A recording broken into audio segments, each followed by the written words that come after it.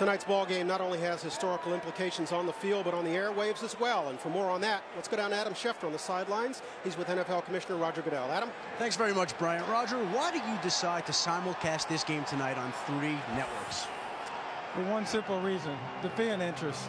We knew this was a game that had potentially historical consequences, and we wanted our fans to see it. This is for them, and we want to make sure that they have the opportunity to see history in the making in the NFL. Can you resolve the dispute with major cable operators? Well, that's for another night. We believe that there's great demand for the NFL Network, and we think there's great demand for football. And we're committed to making that happen. But that's for another day. Tonight's for the fans. In light of what happened this past week, are NFL owners still committed to NFL Network? Absolutely. The NFL Network is for our fans. It's to bring more football to more people, which is what our mission is. And I know our owners feel the same way as I do. Very strongly committed to making sure that the NFL Network helps achieve that goal.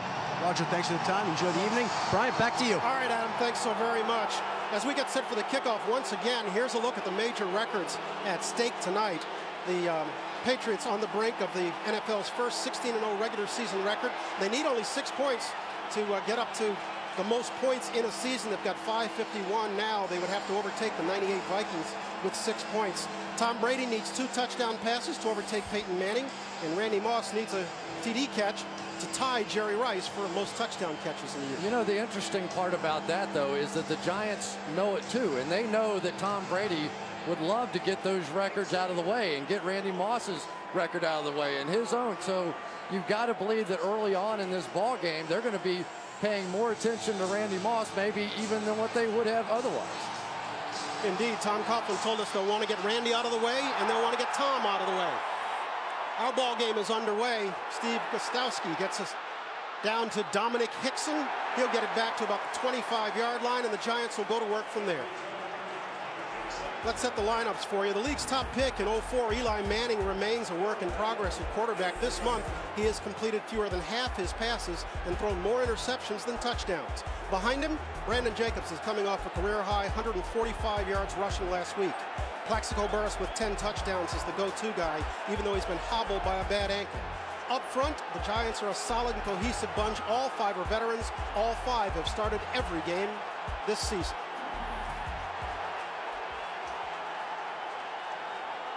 Manning operating from his 25. Brandon Jacobs, the lone back, he'll get it off the right side and pick up a 5. Gives us an opportunity to set New England's defense. Their base is a 3-4, and the man in the middle, Vince Wilfork, is key to making it work. He's headed to the Pro Bowl. The linebackers are simply great. Vrabel, Sayal, Bruschi, and Thomas averaged 12 years in this league, 34 years in this earth, but they're defying their age. The secondary, too, is exceptionally sound. Rodney Harrison is the hitter. Asante Samuel with 6 interceptions is going to Hawaii in the Pro Bowl. 2nd and 5 for Manning and the Giants. They go to a 2 tight end set as Michael Matthews and Kevin Boss check in. Manning will throw for the first time, looking deep for Burress. Caught inside the 20.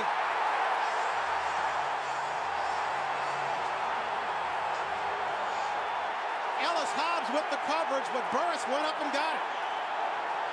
First of all, this is the first week that Plaxico Burress has been able to practice the entire season. He looked great in practice. I knew early on they would come out and test Ellis Hobbs. If there's one guy on this defense that you can attack, it's Ellis Hobbs in the secondary.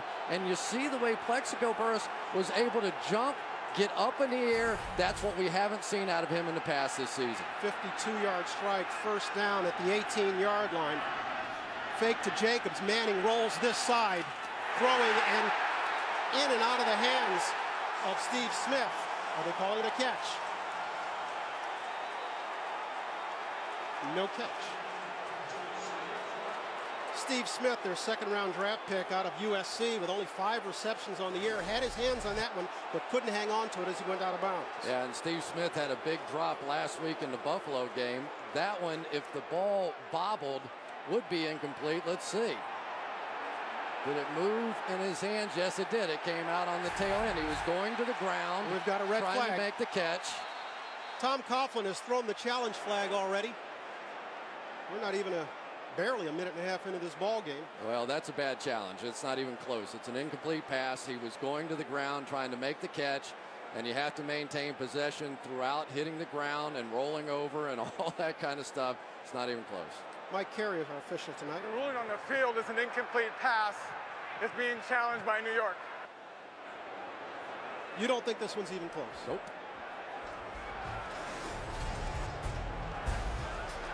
If the call is upheld, we'll come back. The Giants will have second down. We're back in a moment. The Meadowlands, right after this. Mike Carey has gone under the hood. We've had our first challenge of the night. Chris, take us through it. What'd you see? Well, anytime a receiver is going to the ground on his own, he has to maintain the catch all the way throughout all of this process. And when the ball kicks out at that point, it's an incomplete pass. The receiver, while making the catch, was going to the ground. Upon hitting the ground, the ball came out immediately. That's an incomplete pass. New York will be charged with their first team timeout. And I think if the coaches would have taken a little longer to look at that one, they would have realized it was incomplete and not cost their team a timeout. Really, the head coach in that case completely beholden to the coaches upstairs and what they see. So we turn to 2nd and 10 for Manning, again at the 18. Jacobs remains in the ball game as the deep back. He'll get it. Try the right side and come up with nothing. Ty Warren was the first to get there on the stop. You know, you're talking about this Patriots defense. This is a team, and I don't know how many people realize this. Everybody would assume, okay, we know this is the #1 scoring offense in the league, blah, blah, blah. We've heard all about Brady and Moss and all the guys. But I don't think many people realize that this is the #1 scoring defense. They're tied with Tampa Bay, giving up the fewest points, under 16 points a game. So that is what makes them, at least on paper, one of the greatest teams of all time. See what Manning does on 3rd down. Looking far side, completing the burst, would seem to have enough for the first down. In the arms of Ellis Hobbs. He'll get a left foot spot. That would be enough for a 1st and goal. The one thing the Patriots do not do is they do not flip-flop their corners. You know they'd rather have Asante Samuel on Plexico Burress, but Ellis Hobbs plays on that side. They had him double teamed. They had him inside and outside. He just stopped, came back, and picked it up. This is the best way, of course, to beat the Patriots. Keep that man on the sidelines, Tom Brady. The Giants on 3rd and 10 pick up 10 and a foot. And so they've got 1st and goal. Call it the 8-yard line.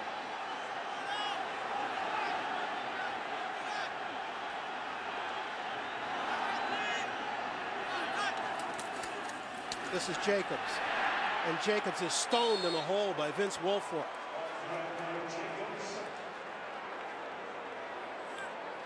Well, anytime you start to run the ball on the Patriots a little bit, they will more often than not jump into their 4-man front instead of their traditional 3-4, and that allows them to bring in another big body, another big defensive lineman. They get guys down, they split off the nose, and Vince Wilfork is an awfully tough guy, and Dean Pease, the defensive coordinator, understands you put another big guy in there, you have another chance. Now they're back to the 3-man. Despite their success running the ball this year, the Giants have not had much success in the red zone running. This one is complete to Jacobs. Chuns one tackler. Touchdown Giants.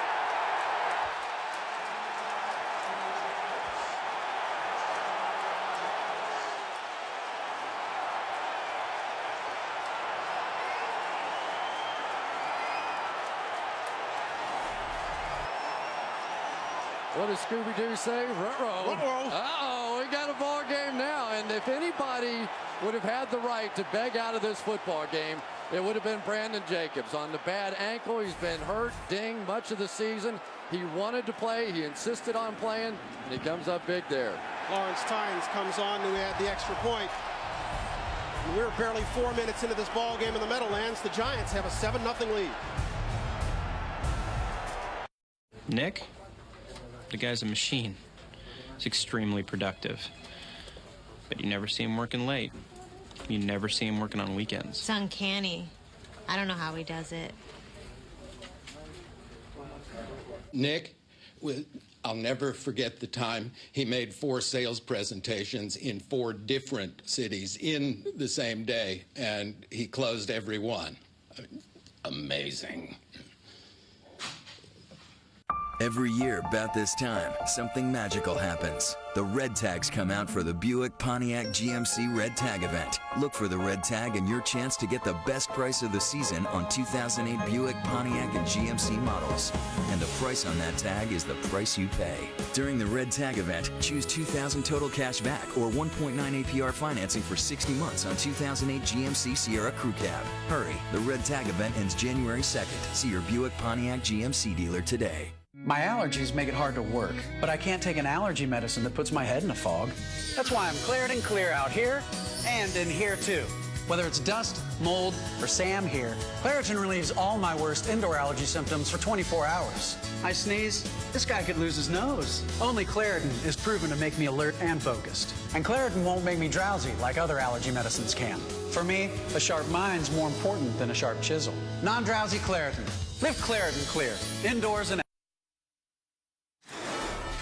Saturday Night Football on NFL Network is brought to you by Southwest Airlines. With convenient nonstop flights, it's like having your own company plane. GMC, official vehicle of the NFL and proud supporter of those who wanted more. Across the Hudson from Manhattan, the hometown fans are psyched by what they've seen. They've watched their hometown Giants go 7 plays, 74 yards, and just 401. And score the first touchdown on opening drive this season against the undefeated Patriots. The key play, a 52-yard strike to Plaxico Burress. Brandon Jacobs with the touchdown, a 7-yard catch from Eli Manning. And so Tynes will kick it away. This is Ellis Hobbs, the deep man for the Patriots. He'll come up and field this at his 11. Hobbs will work his way back to the 25-yard line before he's snowed under. The Patriots, with their high-powered offense, will come back on the field for the first time this evening. They're trailing 7-0.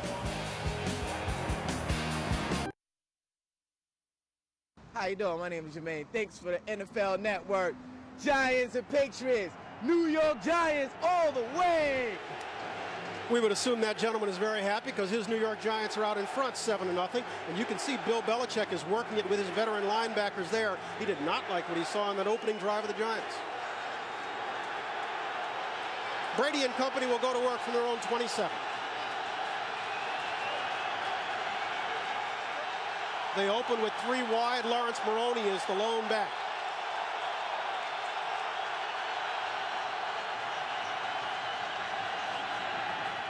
Brady will throw on first down, low but completed to Randy Moss. First down, Patriots. Let's go ahead and set their offense for you. We could spend an hour detailing Tom Brady's achievements this year. Suffice it to say that he's a lock to win his first NFL MVP award this season. Lawrence Maroney gets the start at running back. He's coming off back-to-back games with at least 100 yards rushing. Randy Moss leads the NFL in touchdowns. He's got 21. Wes Welker's having a career year too. He has 101 catches.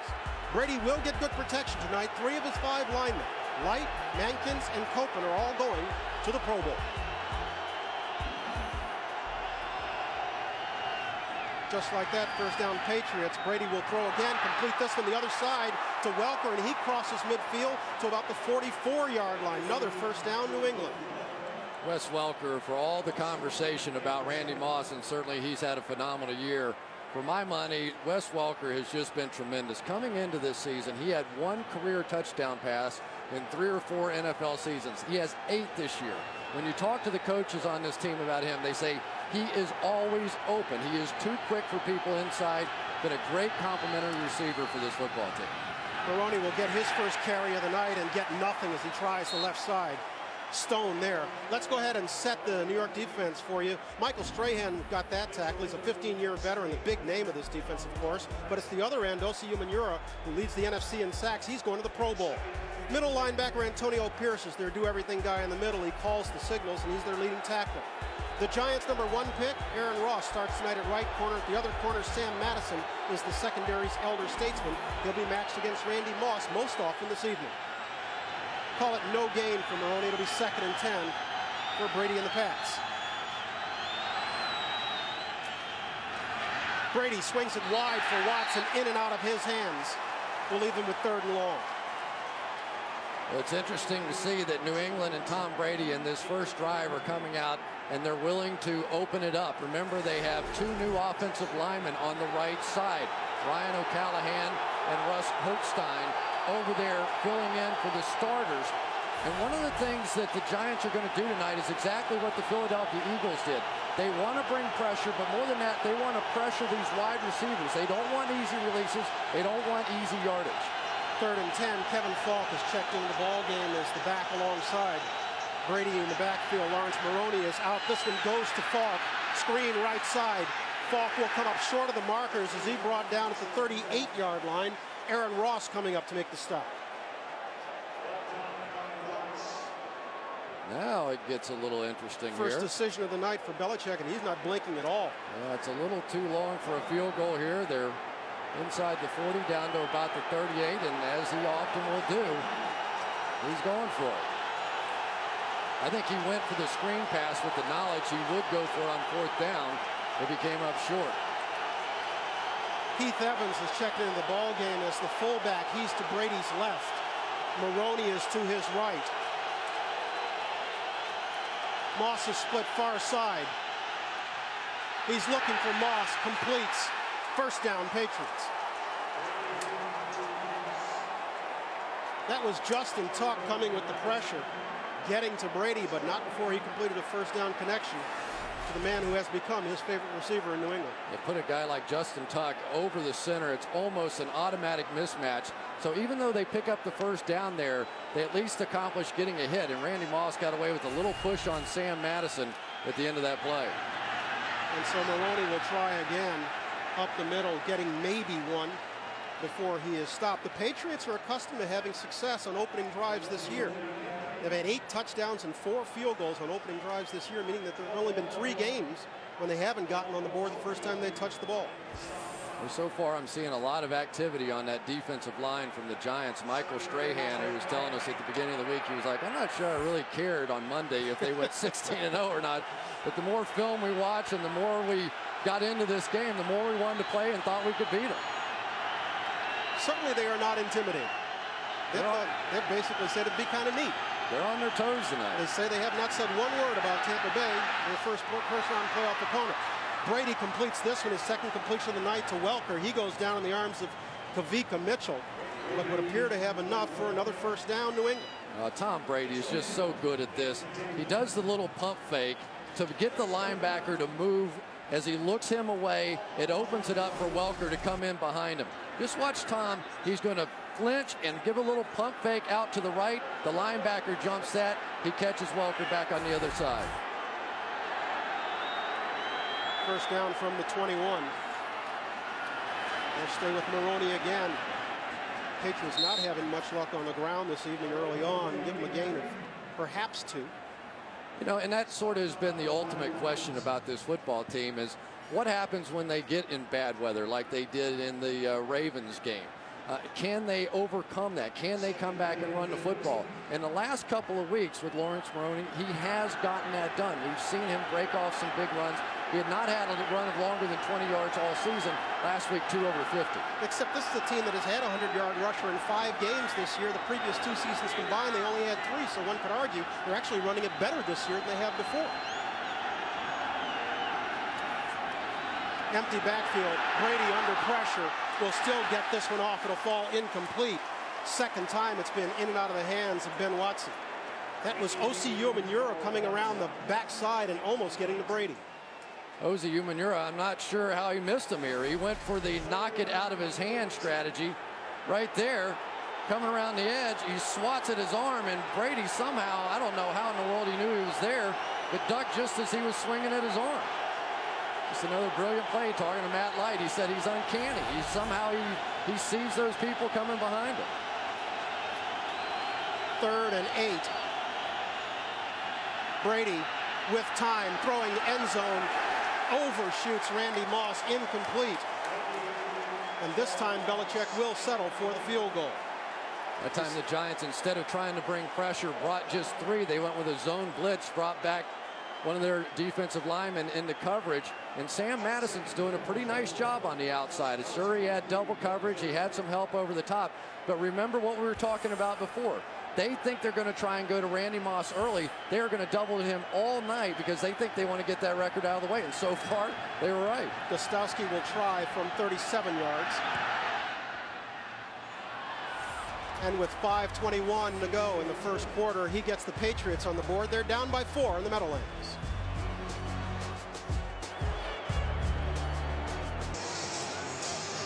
Tonight's aerial coverage is presented by Gillette. Our conditions for tonight in the Meadowlands, absolutely perfect for football in a stadium that is notorious for its bad weather and its gusting winds. Winds are barely 8 miles an hour and 45-degree night. It's very pleasant out here. Gostowski kicks it away, and again, this is Dominic Hickson. He'll take it at his 9, and he won't get much. Antoine Spann coming up and stuffing Hickson at the 20. Eli Manning and the Giants will get the ball back. They're leading it 7-3.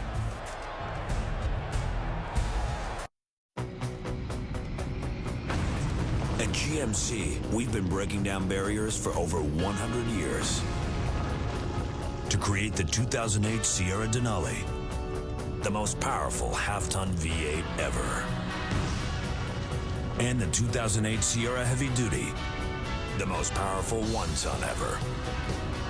Part of the most extensive line of pickups available. That's progress. That's professional grade. What do you call that again?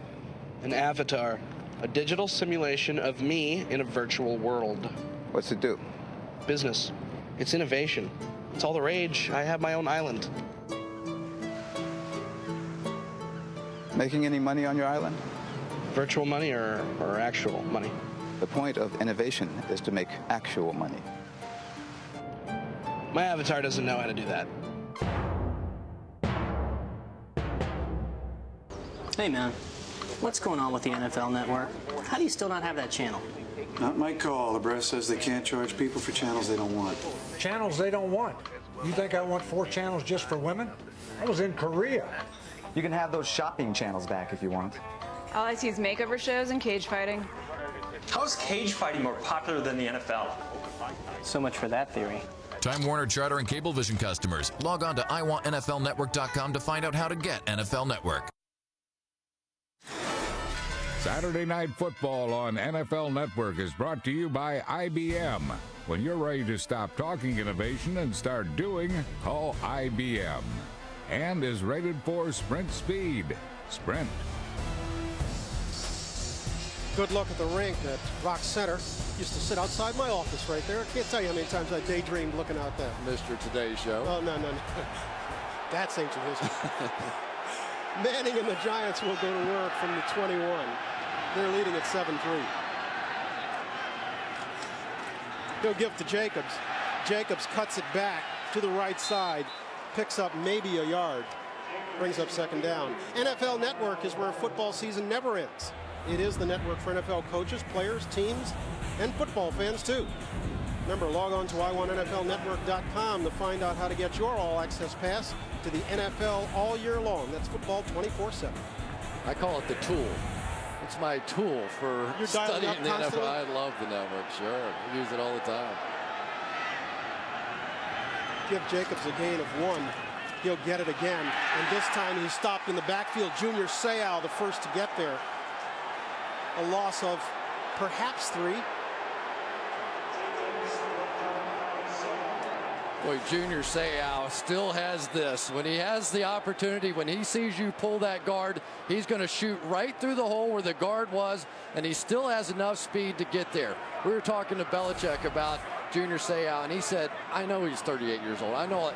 Nobody practices with the intensity of this guy. Forget game day. Of course he brings intensity to game day, but nobody brings it to practice like this 38-year-old man does. 18th year now out of USC. What a player he has been. 3rd and long from his own end. Manning with time steps up, completes in and out of the hands of Amani Toomer. That one was right in his breadbasket. And the Giants, that's their 41st drop this year. They lead the league. And Amani Toomer leads on this team for those drops. So Anybody who wants to say anything about Eli Manning, not this time. They clear out with Plexico underneath, right in the breadbasket as you described it, and that is a cold drop on third down. That's like a fumble or an interception. And so the Giants will be forced to punt. Jeff Fiegels comes on for the first time tonight. Fiegels kicks near sideline. Wes Welker will field it at the 42. Sidesteps one tackler, and he's dropped at the 50. And so with 3:36 to play in our first quarter, Brady and the Patriots come back on the field. It's the Giants leading 7-3. Brady the play action fake. Back to throw. Has time. Downfield. Randy Moss. Touchdown. And the Patriots are blowing the doors off the New York Jets in this season opener. That's how the year began for Brady Moss and the Patriots right here in this stadium as they turned back the Jets in week 1, and it's only been upwards since then. That's when everybody around the league said, oh no, he's back to being Randy Moss. I thought he went somewhere else when he was with the Raiders. They gave him a 4th-round draft pick for that. Brady and company start this drive from midfield. They'll fake it inside to Maroney, and Brady, under pressure, just throws it away. We get this note from the Giants sidelines. They have lost Kavika Mitchell for the night with a knee injury. And we'll try to get a little bit more of an exact wording on that as the evening goes along. Jarris Wilkinson has checked in for him. And Kavika Mitchell's coming off of his best game of the year. In the biggest game of the year, he was NFC Defensive Player of the Week last week. Had an interception for 20 yards and a touchdown.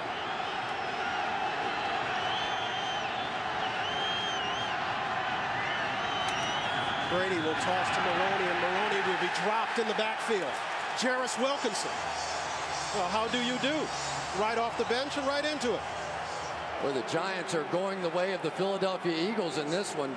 Wilkinson up there right at the line of scrimmage, right in the A gap between the guard and the center, and they're just sending the second back through. It was Antonio Pierce that went first, and then Wilkinson came right behind him. And the Patriots having no luck running the ball. Maroney tonight, 4 carries, -2 yards.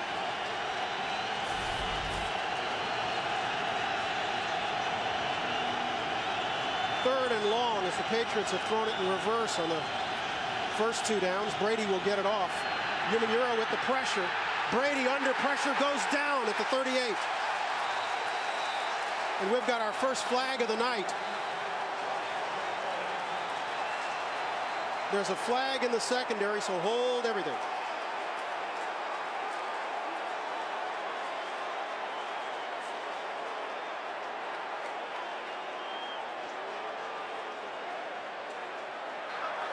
While the quarterback was still in the pocket, illegal contact, defense number 23, 5-yard penalty, automatic, first down. They call that one on Corey Webster, the third-year player out of LSU. And if there has been anybody on this Giants team that's had a tougher year than Corey Webster, I don't know who it is. Here's a young man that was a high draft pick. He's been working hard to make plays, trying to do various things, and he just got his hands on a little too long. So I have no idea why they called it. But past 5 yards, they're not going to allow that. And just like that, Brady gets a new set of downs. Killer penalty right there. He'll throw on first down with time. Completing this one, Dante Stallworth with his first catch of the night. He goes down in the arms of James Butler. But if I had to say there's a storyline to begin this game, this defensive line from the Giants is pushing the offensive line back into Tom Brady. Tom Brady's biggest asset this season has been the ability to step up. When the tackles send the defensive ends wide, he's always been able to step up. But in this game, they're getting a push in the pocket that we haven't seen. That would be Robbins and Cofield in the middle for the Giants. This one to Welker, and Welker will be pulled out of bounds inside the 20. James Butler got there, and with that catch, Welker now moves into first place in the NFL in receptions, overtaking T.J. Houshmandzadeh. That's his 104th catch of the year. Well, how about on the outside, Randy Moss throwing a block on this one? Wes Welker out in front. Randy Moss gets the nice roll-up block on Sam Madison, and he's off. That is something we have not seen much of during the brilliant career of Randy Moss. They don't pay him to block. He did a little grab hold there, but it worked. A little bit of leg whip, too. Wasn't bad. 1st and 10 from the 17, and Brady will try Falk inside, and again the Giants stone the running game of the Patriots. Well, they're trying a little bit of everything. That time there was a brilliant trap by Logan Mankins coming across from his guard position. Of course, Mankins going to the Pro Bowl, and it worked perfectly, and yet still the second layer was there. The linebacker stepping up and making the plays. We're seeing a lot of stunning on the inside. Watch Mankins come across with the trap block. It's perfectly executed, but Michael Strahan just blew through the inside and made the play. Michael Strahan is making a lot of plays tonight, sliding down the line of scrimmage, and that's a good sign for the Giants. Remember, he's playing opposite Ryan O'Callahan tonight, a second-year player who is filling in for Nick Kazir. Brady barely gets this one off, will throw far side and complete it to Falk. Enough for a first down. Had to be a completely blown coverage, or they're so afraid of Randy Moss that they're going to ignore everybody else. Randy Moss. And a Patriot is down in the field. Ran right down the middle of the field. That's Moss.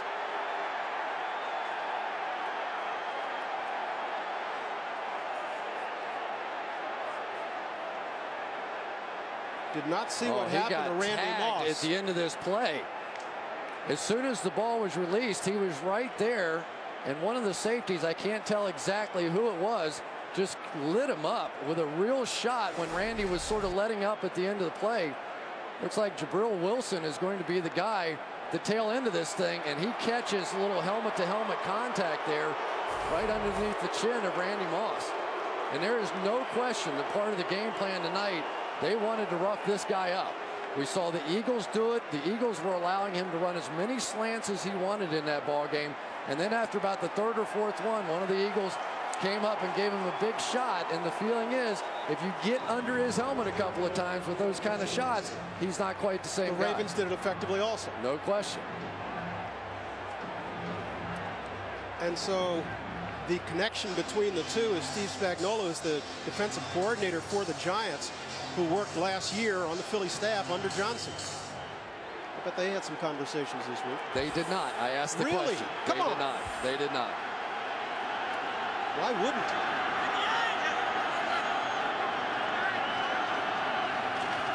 he? First and goal for the Patriots. This is Maroney again.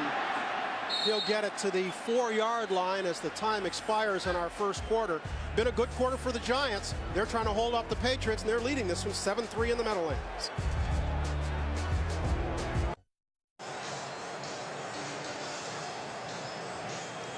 And while the teams changed ends, Randy Moss checked back into the ballgame. Scenes none the worse for wear. Of course, I'm not inside the helmet. Did hurt me. No. Randy's a pretty tough guy. He's seen it all. No man has seen more double coverage in his career, maybe other than Jerry Rice, and that guy right there. And Tom Brady talks about it. Said he comes over, he knows more about double coverage than I do. He's seen every kind. What did he tell us? He's the smartest player he's ever played. Yeah, he says, I trust him like another quarterback standing over there. He really understands what's going on the field. This time he'll split Moss wide to the right. Maroney remains in the ball game. Heath Evans is the up back. And Brady will throw for Moss. Touchdown, Patriots.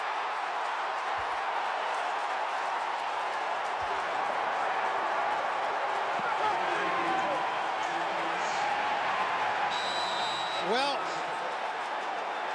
with that, where do you want to start? We got all records breaking here. With that, the Patriots break the league scoring record for a single season, surpassing the '98 Vikings. With that, Brady ties Peyton Manning for the most touchdown throws in a season at 49. And with that, Randy Moss ties Jerry Rice for most touchdown catches in a season with 22. And with that, Randy Moss got a penalty for excessive celebration. So they did as many with-thats as we've ever seen on one play before. Well, you know, how often do you get 3 NFL records fall in one play? That's a lot of with-thats. And so Gostowski comes on 5 seconds into our second quarter and makes this one a 10-7 ball game. Tom Coughlin had it right. He said they'll want to get Moss out of the way. They'll want to get Brady out of the way. 3 records have fallen, with more to come from the Meadowlands right after this.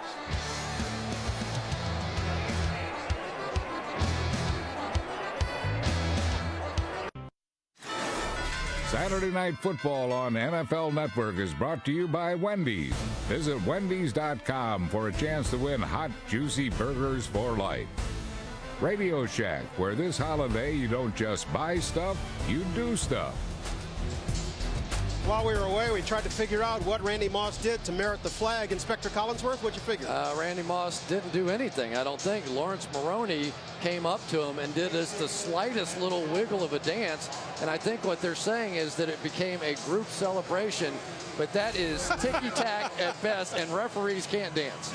We now know that, but that's what he was saying. Maroney was in front of him doing the dance. It became a group celebration. And so Gustafsson will have to kick off from his 15. It was worth it because you see the official dance. This is Hickson.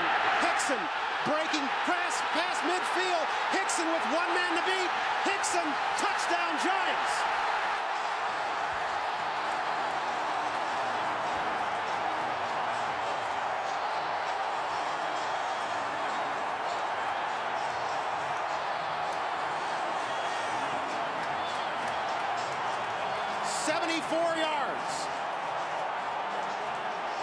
And suddenly Bill Belichick doesn't think that official dancing was very funny. No, and as a matter of fact, that becomes a huge penalty at this point, because then they had to kick off from much farther back from their own 15-yard line and create a little forward momentum on this one.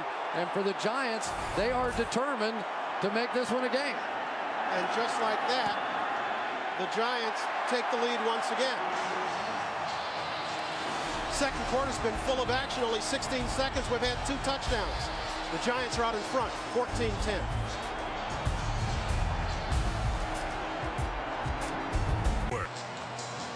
Good look at Dominic Hickson. The young man has just taken it 74 yards to the house and put the Giants back out in front. What an eventful year it's been for him. Opening week, you'll recall, he was with the Denver Broncos, and he was the one who collided with Kevin Everett. And Everett was carried off the field, temporarily paralyzed. And they got together in Buffalo last week when Everett was there at the game. And Dixon made a point to go up into the private boxes, and he said, it's been such a burden on my mind for all this time, and I think it meant a lot to him to be able to at least have a conversation with Kevin. And Hickson only back there because Ahmad Bradshaw, who usually returns kicks for this club, has a contusion in his calf. This is Hobbs. Hobbs gets back to the 33-yard line. He's dropped there, and the Patriots offense will come on the field. A lot of big ball games coming up tomorrow with playoff implications. Want to take us through them real quick? I'll do my best. The Saints playing at 1 o'clock have to win to keep their playoff hopes alive. If the Redskins beat the Cowboys, they're in as the 6th seed. If the Redskins lose and the Vikings win playing at the same time, then the Vikings would go. If the Redskins and Vikings both lose and the Saints win, they would go. There we go. Haven't even started on the AFC. Well, the last one there is the key one, the Titans-Colts. If the Titans win, basically they're in.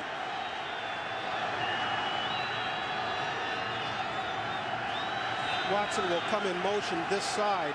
Brady changes up now. He'll give to Maroney.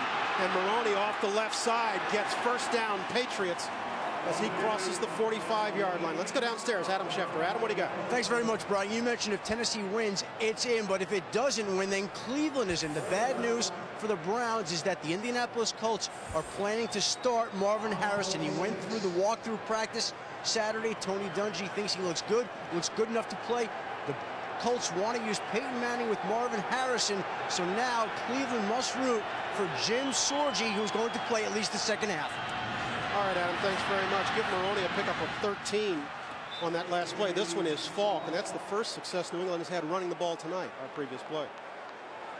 Yeah, and believe it or not, the Patriots are using Randy Moss as a blocker in this game. They're rolling the corner to Randy Moss's side and dropping the safety in behind him to try and double him. So now what the Patriots are countering with is this little swing screen of theirs. Randy comes off, makes the block on Madison, and there's nobody there to fill the void. This time Moss goes to the left, top of the screen, but they'll give it inside. And this is Maroney. Remember, the path to the draft is on NFL Network. Don't miss exclusive coverage of the Senior Bowl and the NFL Scouting Combine, where top NFL draft prospects show off their skills for coaches and clubs. The NFL Scouting Combine, that's this February, all on NFL Network, where football season never ends. think we can get that picture up a little bit later of Tom Brady at the Combine. Oh, that was something. How great We was definitely that? have to show you that. We got to show that one. Brady may not want us to show it, but you got to see it. They'll swing it far side. Welker, first down Patriots as he crosses the 30.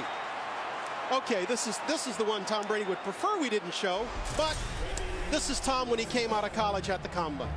I can only tell you that I am so happy they didn't videotape my Combine, because it would have been all time and it definitely would have shown up somewhere. But here's Tom Brady, who ended up coming out as a 6th-round draft choice, a complete afterthought. He was telling us last night what he was on an 0-8 freshman team in high school. Backup. He was the backup quarterback, so he's come a long way, baby. As you can see, he's now set a franchise record, going over 4,500 yards passing. This is Maroney, and Maroney will get nothing on the right side. Barry Colefield coming from his tackle position to stone this one. Yeah, and what's happening is the Giants are chasing plays from the backside and actually getting there. So these stretch plays are going to have to get there just a little bit quicker. You'll see the backside pursuit is actually what catches up here, and the penetration on the front side is forcing the back to go a little deeper so the backside can get there. Cofield inside has been a real find for the Giants. He was a rookie last year out of Northwestern, played all 16 games. Now in his 2nd year, and the Giants really like him. And the Patriots are going 2 back sets now because of protection issues. Welker in the slot. He'll get it wide. Welker, Aaron Ross first to get there. Aaron Ross with the tackle. Great hustle play that time by Aaron Ross. He misses the first time on the bubble screen. They're coming back with this same play time after time. This time Ross with man coverage on the inside, sees it, flies out there, misses the tackle on Welker initially, but it takes Welker long enough to get back to his feet. He can come back.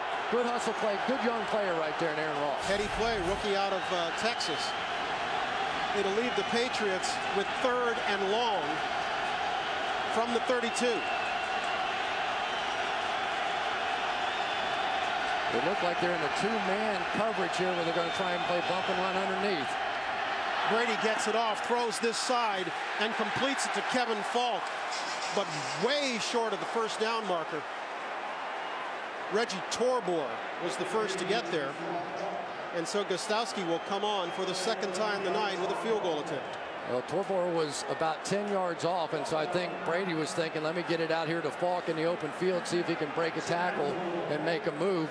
But Torbor made a nice tackle, and field goal team has to come on. As you can see, Gostowski has made good from 37. This one will be from 46 yards out. And it's true. And the Patriots have now pulled to within 1 of the Giants. It's 14-13 in the Meadowlands.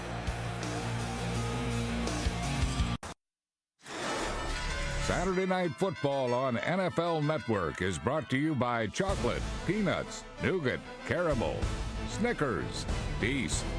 Sears, this holiday, don't just give a gift, grant a wish. Back in the Meadowlands, where Bob Kraft has come to watch his Patriots complete a perfect regular season, but so far it's not going their way. They're trailing 14-13, and in the wake of this first half that we're seeing, it seems funny to think that the big question all week was, would the Giants play their regulars? And you know, you wonder, did it factor into the Patriots' minds? Were they thinking, they're not going to play these guys. They may play a half, they may do whatever, and all of a sudden the Giants are out here like it's a Super Bowl. Gostowski kicks this one away, and this is Hickson, the man who took the last one back 74 yards for a touchdown. He'll get much less this time as he's brought down to the 30. The Patriots bandwagon is a pretty popular place right now, but I'm happy to say my partner was on it fairly early on.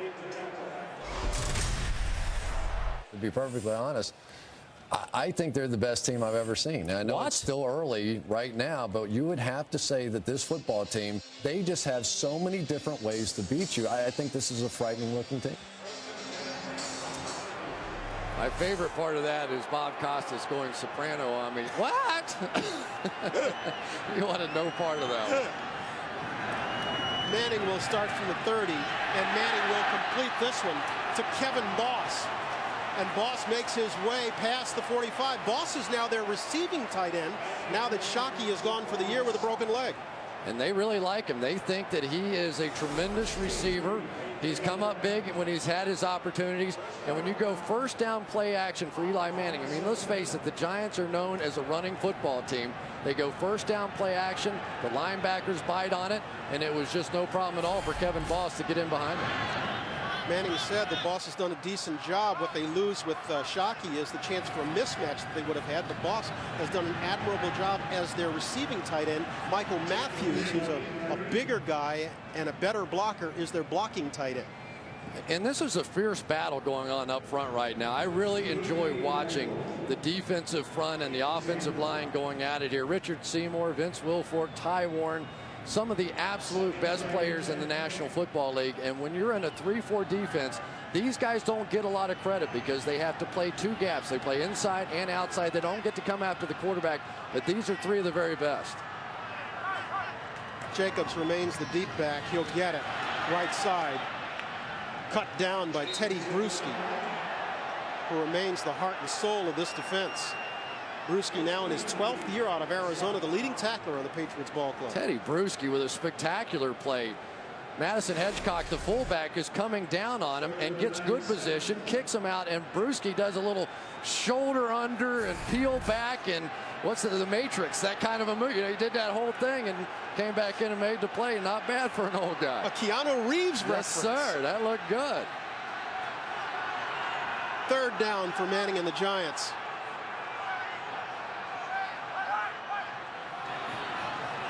He'll fake to Jacobs inside. Manning throwing over the middle. Incomplete. Was going for Kevin Boss. Rodney Harrison defending on the play. And here's the difference, because if Jeremy Shockey's in the game at this point, you have a chance when you get one-on-one coverage against Rodney Harrison, number 37, right there, physical at the line of scrimmage. But Harrison just all over that one. He didn't go for any of the fakes. This guy's been around a long time. I don't know that all the players in the National Football League like him, because he's kind of one of those laid after the pile, hit you around kind of guys. But he is a tremendous asset on this team. And he's a guy who has bad memories of the season ender last year. Remember against Tennessee in the final game of the season, he had a knee injury and was lost for the playoffs. Fiegels will kick this one into the end zone, and so the Patriots will bring it out and start from their 20 on what has been a very hard-hitting affair here in the Meadowlands on a Saturday night, and a surprising affair too. It's the Giants on top on the scoreboard, 14-13 over the undefeated Patriots. Let's go! Let's go! The 5 best games each weekend are re-aired on NFL Replay. Don't get out your seat, you might miss something. Monday, Tuesday, Wednesday, all season long. Available in HD. You'll see it in replay. NFL Network. Now, replay is kind of like your Cribs notes, isn't it? I like that. Well, you know, they take the game and they chop it up, and so it's about an hour and a half, whatever, but they put in comments from the players after the game about what happened, so you really get some inside stuff. There you go. About halfway through our second quarter here in the Meadowlands, and surprisingly, the Patriots are on the bottom end of a 14-13 score. This is Maroney. And Maroney would seem to have enough for a Patriots first down, finding room off the right side before going down in the arms of Jabril Wilson. They're actually now beginning to let Fred Robbins come upfield and actually use his own momentum against him. He's charging up the field, and all the penetration we were talking about before and pushing the pocket. Now in the running game, they're letting him go in the gap and just letting him slide, and they're running off tackle in behind him. Well, now this is strange. Heath Evans is their fullback, is checked in the ball game, and he's split to the top of your screen. Brady will throw the other side and complete to Randy Moss, and he'll get close to the first down marker, perhaps 2 yards short. Wilson again with the stop. The time R.W. McQuarters coming on a slot blitz, and Tom Brady and Randy Moss have only seen about 300,000 of these coming right in off the slot, and they pick it up pretty easily, and nice game. This time Moss is wide to the top of the screen. Maroney is the lone back, and Maroney will get it. Maroney will have enough for another New England first down. Wilson makes his third straight tackle, and that's not good when your safety is making the tackle. No. Dan Cope in the center that time, staying on his block, really was the difference maker on that one. And you're starting to see Lawrence Maroney running downhill better. You know, you don't want to see young backs with too many shake and bake kind of moves out there. And there's the young signal caller right there who has made such a difference, Josh McDaniels. He came into our room yesterday. I thought he was a kid who was bringing the coffee. He looked like he was 15. It's truly remarkable. At age 28, he was calling plays for the world champion Patriots, and we asked him about it, and he said, "Oh, Bill Belichick said I was ready, so I must be ready." He said, "If that man tells me something, I believe it, and if he believes it, then I'm going to believe it." And he's done a fantastic job. Tom Brady absolutely loves the relationship that he has with him, and he's truly calling the plays. And it's Tom Brady who has 9 straight completions right now.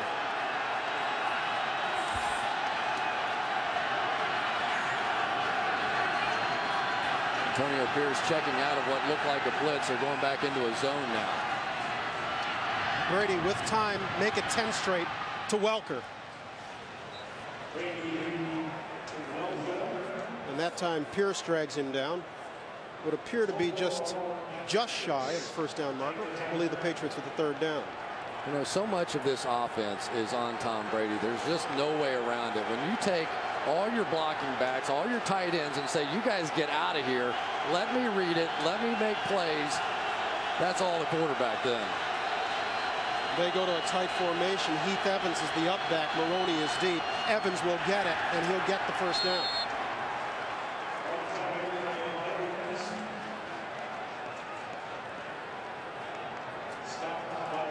Just a little surprise run right up the gut behind Dan Copen going to the Pro Bowl this season. You pay so much attention to the tailbacks in this Patriots offense, and all of a sudden you turn around, slip it into the fullback, and nobody sees it.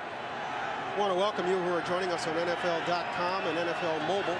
Welcome to NFL Network Saturday Night Football. Remember, you can log on now to NFL.com live for enhanced coverage of tonight's historic game. Brady looking deep, throwing far side, and completing this one to Watson. He goes out of bounds at the 25-yard line.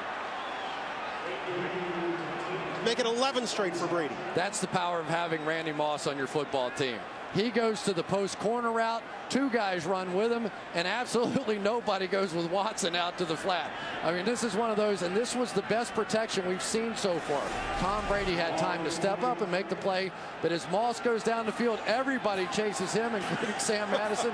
That's pretty easy. Call it a pickup of 21, first down, Patriots from the 25. Brady got him with the snap count again. They showed their blitz, and now they're going to have to back out of it. And with that, the Patriots will use their first timeout of the half. They've still got 2 left. They're trailing by a point with 3:31 to go in the Meadowlands. The fantasy football season is not over. Play the NFL.com Playoff Challenge fantasy game. It's simple and it's free. I like that free stuff. You also could win a trip to Super Bowl 43, so sign up today at NFL.com Playoff Challenge. We all know that about you. Thank you.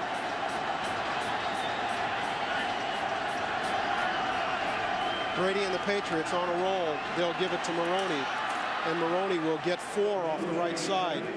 Michael Strahan coming up to make the stop. What was it Strahan told us? This is a guy, he feels fresher this year for having missed training camp. We asked him about coming back. He said, well, maybe if there are, what do you call them, concessions? A few concessions might have to be made.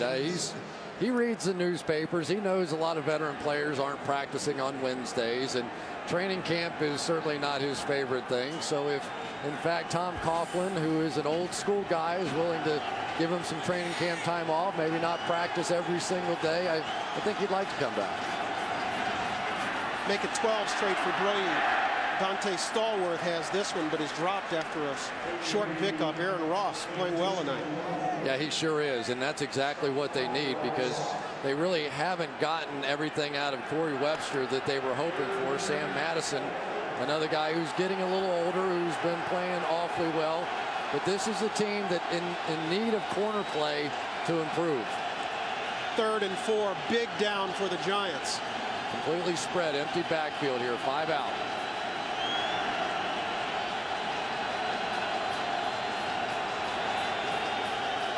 Brady has Welker to his right, Moss to his left. He barely gets it off. Brady with time, end zone.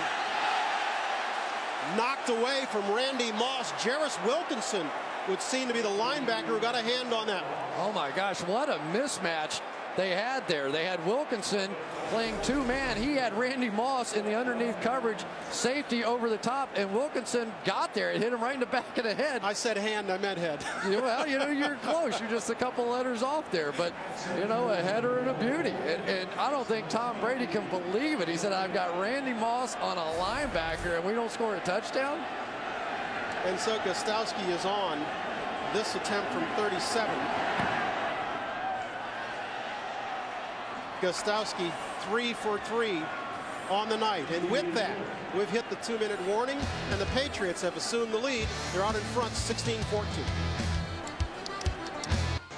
Well, folks were wondering if the Giants were going to play, if the starters were going to play, if it was just going to be reserves, if anybody was going to care.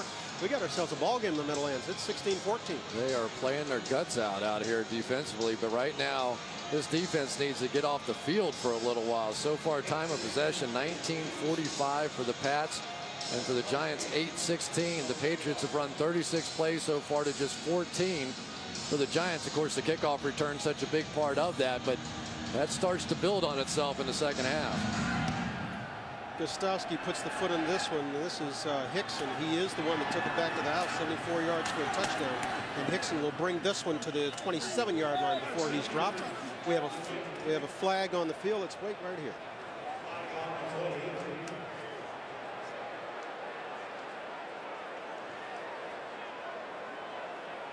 During the return, holding receiving team number 43, 10-yard penalty, retained possession, first down. So that'll back the Giants up a bit. Let's go on downstairs. Rich Eisen. Rich? Well, Bryant, this is the current state of our halftime set right now, but in a couple of minutes, like one of the fine barn raisings of Pennsylvania Dutch country, it's going to go straight up, and we're going to conduct the Wendy's halftime show. Join me and Deion Sanders, Steve Mariucci, and Marshall Faulk. We'll talk about all the important games on Sunday that's coming up in Week 17. And for those in need of a primer for NFL Network, we're going to condense 4 years of fun, facts, and entertainment in just 60 seconds. That's coming up in the Wendy's halftime show, Brian. All right, Rich, thanks very much. We'll be watching for you, sweating there as that barn raising takes place. The Giants move back now to the 15-yard line. That was really a big penalty, because now it really changes your philosophy down here. Well, maybe it doesn't. They're going to take the shot. Manning off balance as he threw that one, tried to get it out to Toomer. As you can see, it came up short. I'm surprised the Giants have not run the ball more effectively tonight. 7 carries, just 7 yards for Brandon Jacobs. Yeah, and that is what they do. But remember what Bill Belichick will do to a Kevin Gilbride. His philosophy is, what do you do best? We are going to take that away. So essentially they are now saying, Eli Manning, beat us. Beat us if you can. Manning this time sends Plaxico Burress to the left. He's lined up opposite Ellis Hobbs. Manning looking the other way. Manning with time. Manning flush this side. Throwing and completing Kevin Boss. First down, Giants.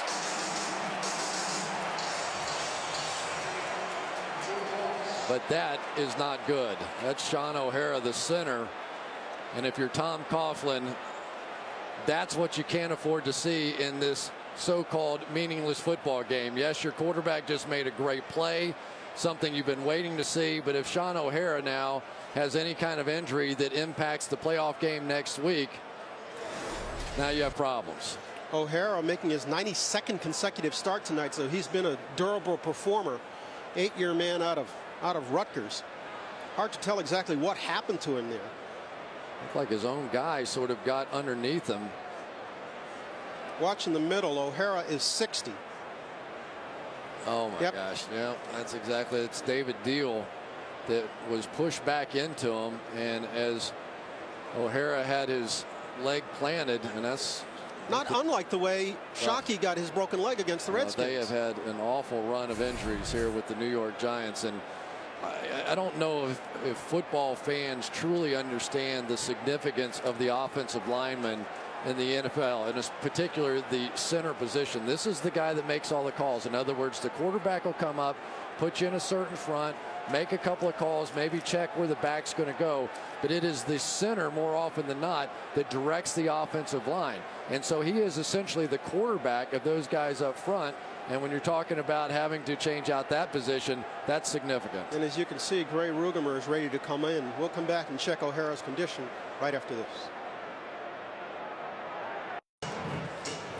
You can see Sean O'Hara making his way very gingerly to the sidelines. I would suspect it's the last we'll see of him this season.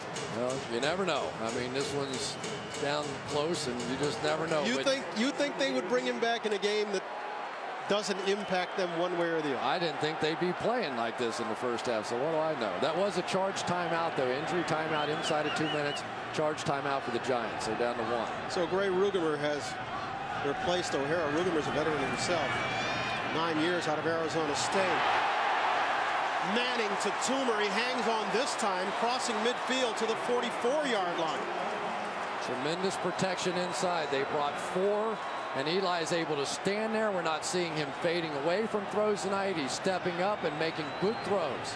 Giants still with plenty of time. As you can see, 1:17 to play, and they still have 1 timeout. Manning with time again completes to Jacobs, and Jacobs barreling his way across the 30 to the 26-yard line. First down, Giants. That time the Patriots bring 6 on the blitz, maybe 5 on the blitz. Eli stands in, finds the hot read. Junior Seau in the man protection was trying to play a little game, making Eli think he was coming, and then backed out late. We've moved inside of a minute. Manning will throw again. This is Boss again. And Boss this time with an 8-yard pickup. Boss tonight 3 catches, 48 yards. And we've got a little skirmish in the Giants backfield. That's Jacobs and Seau.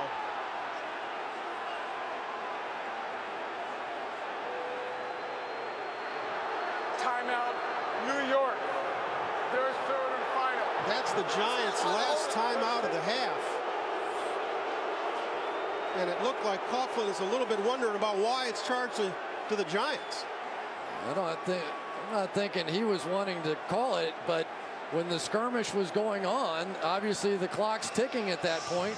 And what are you going to do? And Brandon Jacobs and Junior Seau are going at it. Remember, Jacobs made the move, caught the ball the last time. My guess is this time he had to get some pass protection on him, and he came up and gave him a good shot. But for Junior Seau, nothing else. He milked a little time off the clock. But for Eli, this is the best I've seen him so far.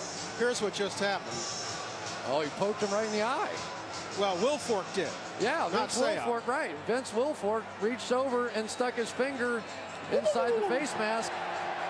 You know, looked like a Mo Larry Curly deal. I'm going to tell you, if the referees had seen that one, I think it would have been. The defense was holding the runner down. That's a delay of the game. Defense, number 55, 5-yard penalty. The enforcement results in a first down. More to come. Hold the line. Wilfork was not tagged for the fingers in the eye, but for holding the runner down. New York will not be charged with a team timeout. Okay, so Coughlin did have a right to complain. He didn't call it. Well, the penalty is what took away the timeout. So that penalty not only significant from the yardage gain, but also the timeout recouped. And that was, for Vince Wilfork, that's pretty nasty right there. I mean, he clearly was trying to take his fingers inside the face mask and poke his eye. Now, that's one I'm sure the league's going to take a look at. Unfortunately, the officials didn't happen to see that one with all the other activity going on out there, but that should have been 15 yards against the Patriots. Right there, there's no question of the intent. Yeah, but that one doesn't look like an intent to injure. That looks like an intent to annoy. That looks like an intent to stick your finger in his eye, and that should have been 15 yards, and that could have even been a potential ejection, which would have been devastating for the Patriots. So the Giants, very lucky. I'm sorry, the Giants get their timeout back. Remember, the Giants lost the timeout on a bad challenge just a minute and a half into this ball game on their very first drive. Let's give Brandon Jacobs a little credit for not retaliating. That happens so much in the NFL. Somebody does something like that to you, you take a swing, and all of a sudden they throw you out of the game. So he held his head about him and walked away. Okay, order has been restored. Let's reset. This is a good-looking drive by Eli Manning, isn't it? First down, Giants. 31 seconds left in our first half. Patriots out in front 16-14. Giants still have one timeout.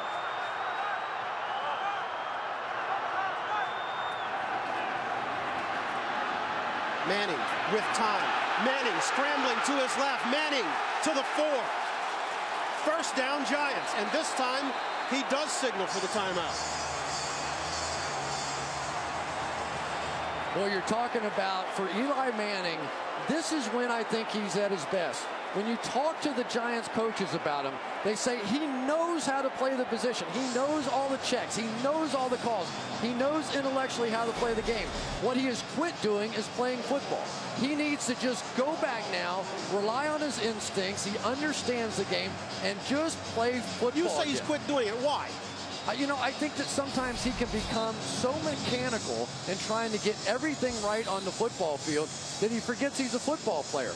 And what they have worked with him relentlessly on is trust your instincts. Trust what you're seeing. Just go out and make plays. And when he gets in the 2-minute offense, more often than not, he looks better than he does when they're in the set-off. In fairness to him, they also said that his problem is he hesitates sometimes too much, and that's understandable because he and Burris have rarely worked together in practice all year long, and as they said, Shockey sometimes did his own thing on the field. And Shockey's gone, and Tiki Barber, who is his easy weapon on the outside.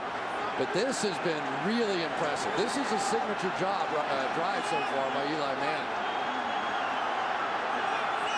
Manning has Jacobs to his left. He sends Hedgecock in motion. Manning throwing this side, incomplete. Was going for Plaxico Burris. He was covered by Ellis Hobbs, and Burris didn't think much of the non-call. Well, I think Burris thought Hobbs grabbed him and pulled him down, and he said, the heck with that? What was that? The fans don't care much for it either, as it's shown on the Jumbotron here. Try to go back shoulder. I think that's kind of both ways. I thought Plaxico got away with a little push off, and maybe Ellis Hobbs pulled him down, and two guys playing football. I think it's a good no call. Second and goal. Giants out of timeouts. 18 seconds, and the Patriots will call a timeout. Their second of the half. And so Manning will go to the sidelines to talk it over with offensive coordinator Kevin Gilbride and head coach Tom Coughlin. Remember, every playoff game will be re-aired every week on NFL Replay, exclusively on NFL Network. You can get NFL Network on DirecTV, Dish Network, AT&T UVerse, Verizon Fios, and Cox Communications. So log on to iwantnflnetwork.com to find out how to get it. We've got ourselves a ball game here, 16-14, and I doubt anybody in the stands is wondering, oh, is anybody going to play in this game? Because it's a season ender. This really says a lot to me about the players in the National Football League. I mean, the Giants are out here really with nothing to gain, and they're playing their absolute guts out. Does this in any way take away from what they're going to do in the playoffs next week? You never know what may happen if some injuries come up or whatever. But when you see guys playing in a meaningless game like this, it has to impress you about the character of these guys.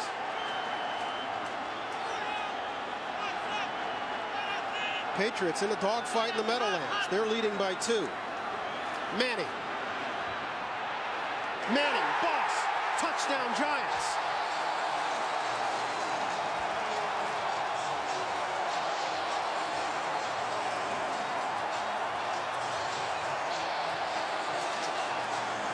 Kevin Boss.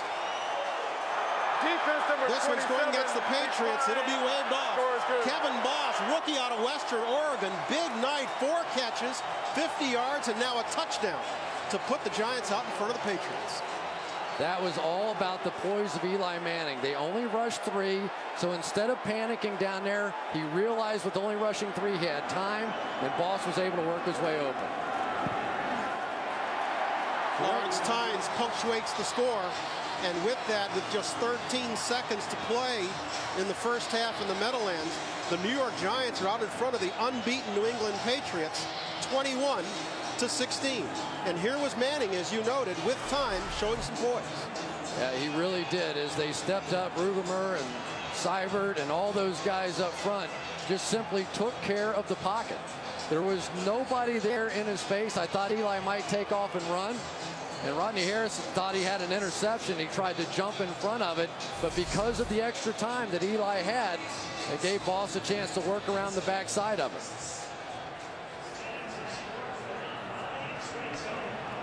That was impressive. That was a signature drive for Eli Manning. That is sort of the other Manning kind of a drive. And I give Kevin Gilbride a lot of credit on that one. After they got the penalty and they marched back inside their own 20-yard line, I was thinking, they're probably going to try and just run out the clock. They didn't. They were aggressive. They go the length of the field. Tremendous signature drive by the Giants. Our fourth lead change of the ball game has resulted in 21 points for the Giants. And you saw the graphic. That's the most points the Patriots have allowed in the first half this year. For the record, they have trailed in 6 of their ball games this year, so they do know how to come from behind. They're only down by 5. We've got a lot of football to play in the Meadowlands. Lawrence Tynes will kick this one away. Wes Welker is back, and he'll grab it at the 5. Welker knocked back at the 24-yard line. Reggie Torbor was the tackler, the first one there.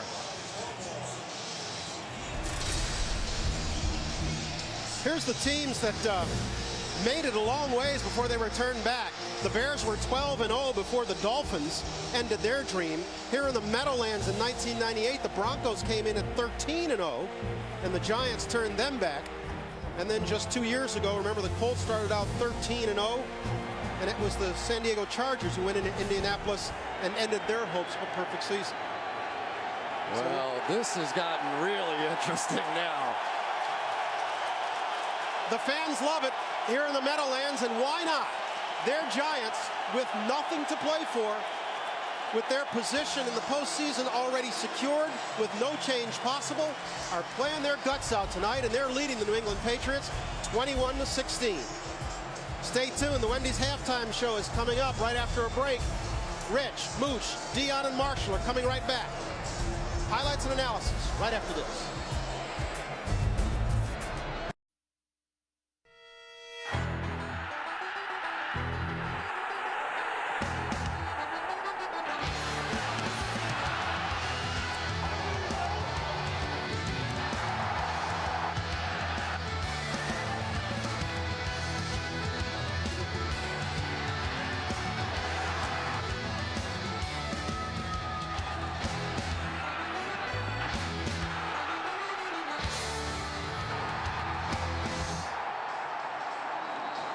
Our score at the Meadowlands has the Giants out in front of the unbeaten Patriots 21-16, and but for a point for Giant fans here, it's deja vu all over again. 1998, the Denver Broncos came in here 13-0 with hopes of undefeated season, and the Giants turned them back. The final in that one was 20-16. And what did Amani Toomer tell us at that time? That the Dolphins kept saying, "Oh, yeah, we're going to send you champagne. Just knock them off." Hasn't gotten it yet, has he? Hasn't gotten it yet. He said, "I'm hoping we get a little if we pull this one off." Okay, what are the Giants doing that other teams haven't that has them out in front of the unbeaten Patriots? Well, I mean, first of all, the kickoff return was such a big part of it. But they were able to sustain that drive, and they were able to score touchdowns down in the red zone. And for the Patriots defensively, they were last in the league in that category until about 3 games ago. And then they got good for the last 9 trips inside the red zone. All of a sudden, they didn't allow any touchdowns. But tonight, 2 for 2 for the Giants, and that's really been the difference because the Patriots have been kicking field goals. Another difference has been that Eli Manning has basically matched the output of Tom Brady. Only difference of 3 yards right there. Manning has played well this evening. Third down conversions pretty even. Patriots dominated the clock, but not on the scoreboard. If you're Belichick, what did you say at halftime? He said, trust in Tom. This team has seen Tom Brady when they have struggled against the Ravens and against the Eagles. You put the ball in his hands, you spread people out, and you let him take over the football game. He's done it in the past, and I guarantee he's going to get a chance to do it here in the second half. We have a second half of football. It promises to be a good one. Tynes gets it underway. He'll boom this one to the end zone, drives Falk back, and he'll take a knee.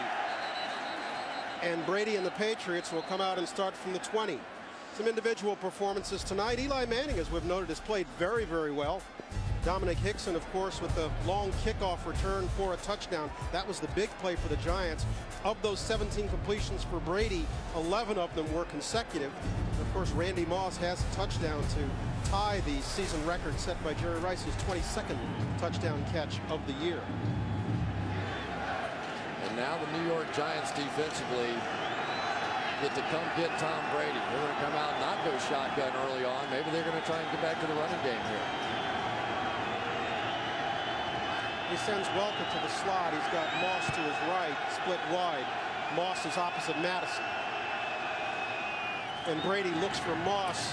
Inside, he throws to Watson, and Watson is upended as Madison came off and made the stop. Yeah, Tom Brady was thinking that Sam Madison was in some kind of double coverage that time against Randy Moss, and he wasn't. He simply let Moss go, and Watson came out, and that's fun for a defensive player when the guy is coming right at you and the ball hasn't been thrown yet. He's like, okay, I don't care how big that guy is. I get a free shot here. And if you were wondering if any of the Giants were going to rest in the second half, they have their entire starting unit on defense out there, with the exception of Kavika Mitchell, who has a knee injury, and Jarris Wilkinson remains in the ball game for him.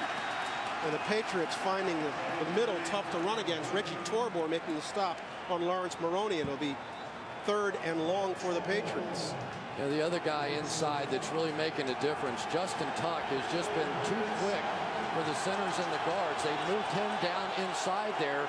And don't forget now, 2 of the offensive linemen, 2 of the starters for this Patriots team on that right side, not in there. And I think that quickness is really making a difference. That would be Hochstein and O'Callahan that are in the ball game on the right side, playing for Neal and Nick Kaiser.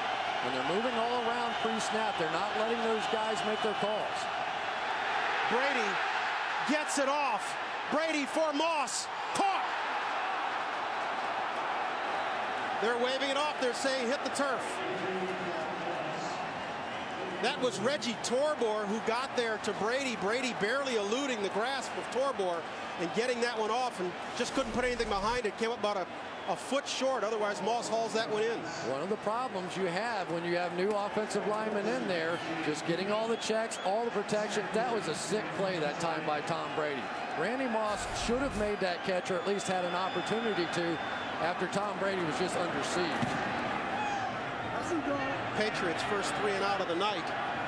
Hansen punts this one away. That's R.W. McQuarters not getting much. He's brought down at the 37-yard line. So the Patriots on their first foray go 3 and out. We'll see what the Giants can do right after this. Saturday Night Football on NFL Network is brought to you by the new Motorola Razr 2, sharper than ever. This year, get them what they really want, a Home Depot gift card. Christmas tree still shining brightly at Rock Center. Our aerial coverage tonight, courtesy of Gillette.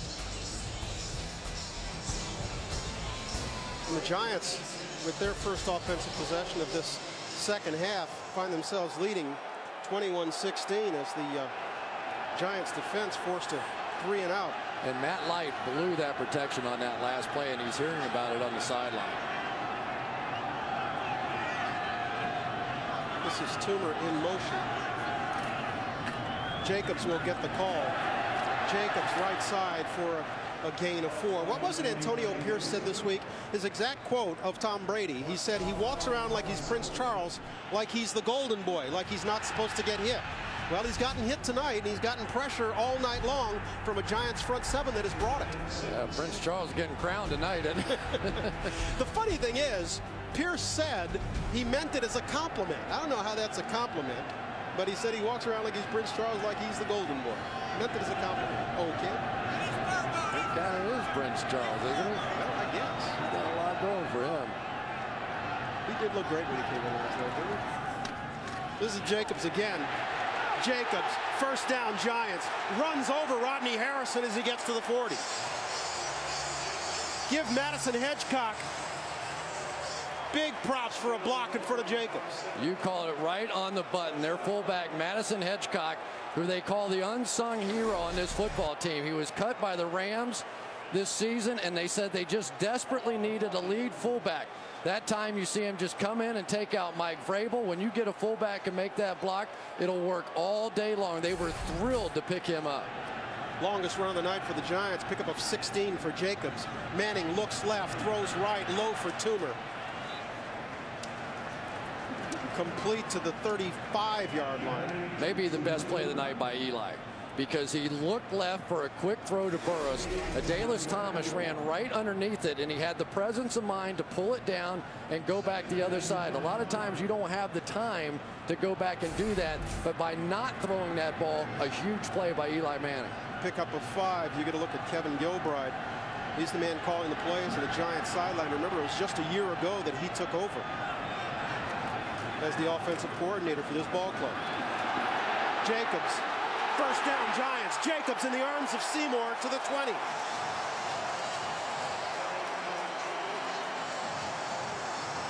Huge block that time by Kareem McKenzie. The hardest thing in the world for an offensive lineman is to get up on the second level and pin those linebackers. That time McKenzie got the inside linebacker completely pinned down inside.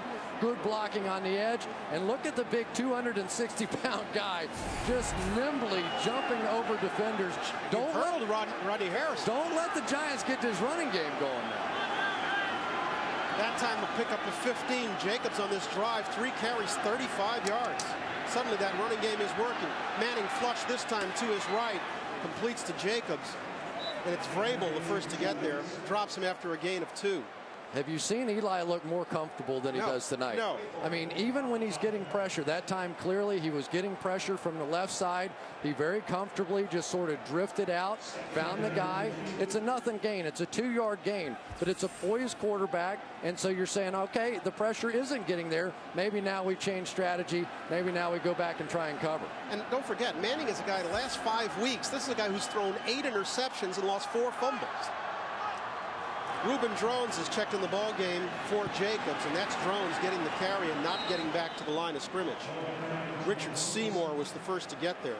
Well, Richard Seymour was out for so much of this season, and when he gets back in the lineup, he is just a huge difference maker. That time he stunted down inside and ran right into that play, but on second down, that's huge. Now you open up a whole bunch of possibilities defensively. You can try and blitz, force them to throw a hot read, and still tackle them before they pick up the first down. But the Patriots have to get off the field in the red zone now. 2 for 2 the Giants are once they get inside the 20. You see 3rd and 9 from the 19. Manning rolling right. Manning with time into the end zone. Touchdown Giants. Burris.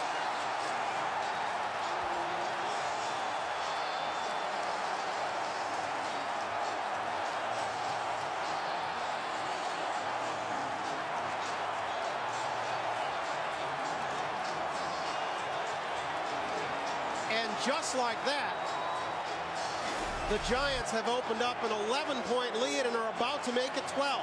Great call by Kevin Gilbride again. He anticipated the pressure. And let's see, did Plexico get both feet down? Yep. Sure does look like he did. Rodney Harrison that time jumped the underneath route and allowed Burris to get in behind. 9:12 to play in the 3rd quarter. The Giants are out in front 28-16. The Patriots facing their largest deficit of the season.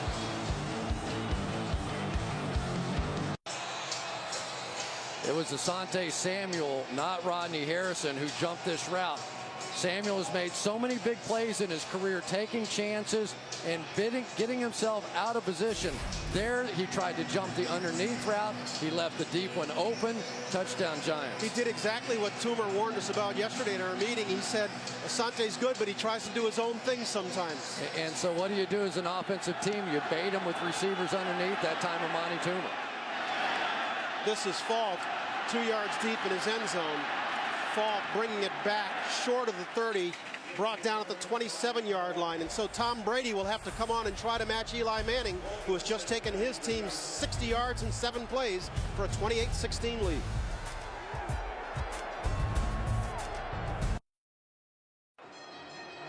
1st and 10 at the Colt 13. Direct snap to Brady. Fires down the middle. It's caught by Falk. He drives it in. Touchdown! Tom Brady to Kevin Falk. He ran it in from 13 yards. And the Patriots have taken the lead.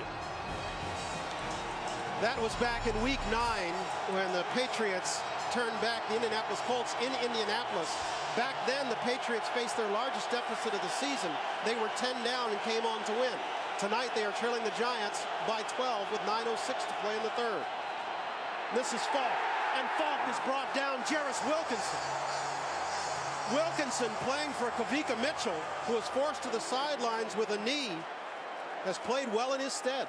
Boy, Wilkinson's speed is just making all the difference in the world. He's just running through the backside of these plays. He's not even really supposed to be blocked. There's no way the tackle is going to get there. And his speed has just awakened this defense in the same way that Justin Tuck has playing the defensive tackle position. That was Ryan O'Callahan who tried to get to him, but he's just not going to move that big body fast enough to make that block. Loss of 2 on the play, and the Giant fans are into it. Brady with time swings at this side. That's Falk, and he doesn't get much. Antonio Pierce drags him down. Good coverage on the outside by Pierce. You get in some man situations. If your linebackers can cover the running backs out of the backfield, which is a very difficult proposition, it allows you to double the wideouts. So now you're taking away Moss, you're taking away Stallworth, and we haven't seen a whole lot of Wes Welker out here tonight either. Welker has 4 catches on the night, but all of them were early. I take that back, make it 6 catches. But all were early. We have not seen much of Welker. He's slot left. Moss is wide right.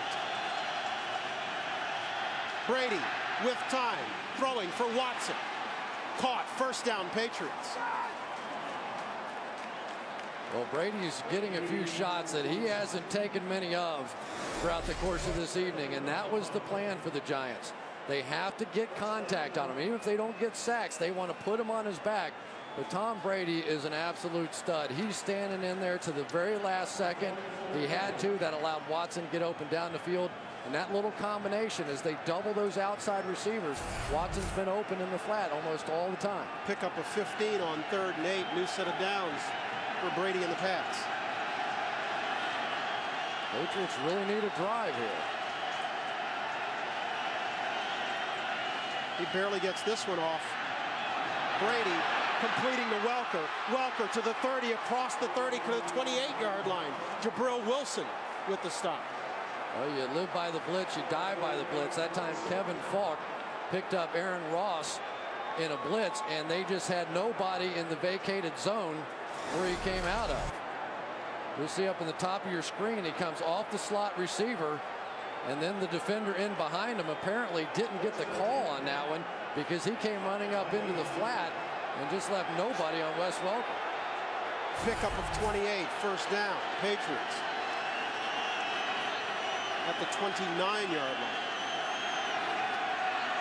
Brady with pressure from Umanura, completes to Welker. Far sideline. Short of the first down marker. Pickup of 5.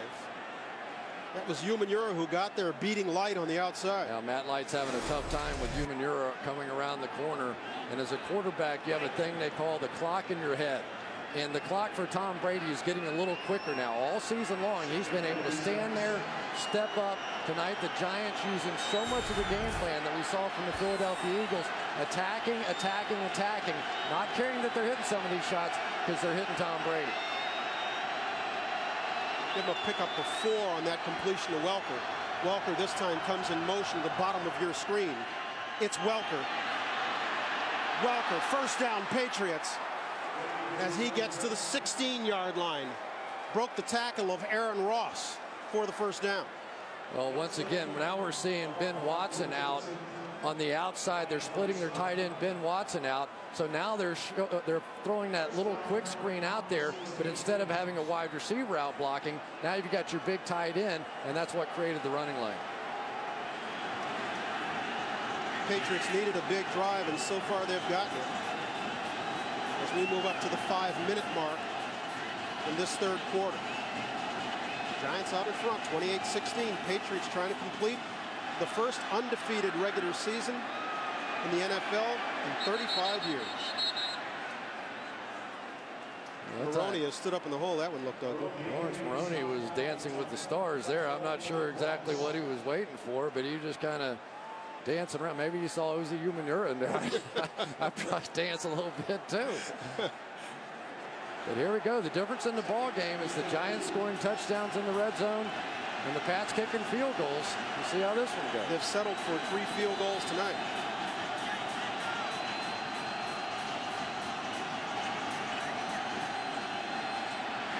Brady gets whacked in the head, throws into the end zone, incomplete. We've got a flag.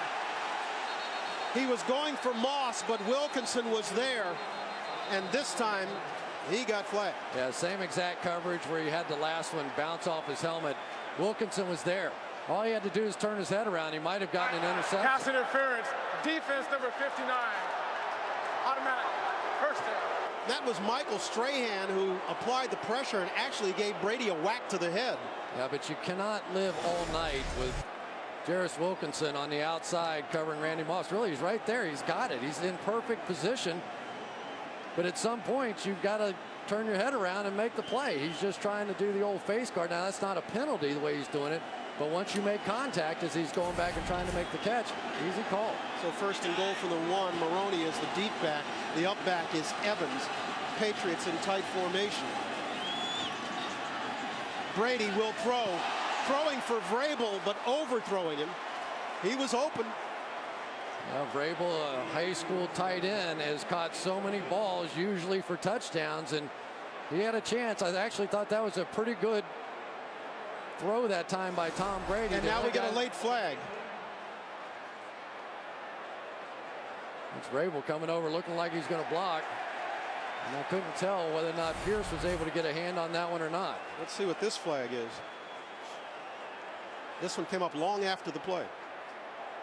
Illegal formation. Offense now lined up in the line of scrimmage. 5-yard penalty is still first down. Well, that's just what the Patriots didn't need. So they'll be pushed back to the 6-yard line. Vrabel is pleading his case, but that's going to fall on deaf ears. They're calling not enough guys on the line of scrimmage. Let's take a look. Well, that I don't get. 1, 2, 3, 4 in the backfield, unless the right side of that offensive line is off the ball. But oh, that's woo. I didn't see that. But first and goal from the 6 it is. Moss comes in motion this side.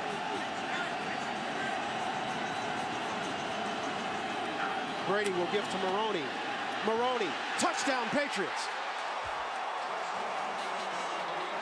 Aaron Ross was there, but Maroney broke the tackle. And just like that, the Patriots have answered the drive of Eli Manning and the Giants and closed to within 1 score. One of the real assets on this football team is having a guy like Wes Welker on the outside that can come in and make blocks like that. He is one of the unsung heroes of the National Football League. When I watched the Indianapolis tape earlier this season, some of his blocks were absolutely devastating. And as much as they go that spread formation, they have to have somebody from the wide receiver position to make blocks.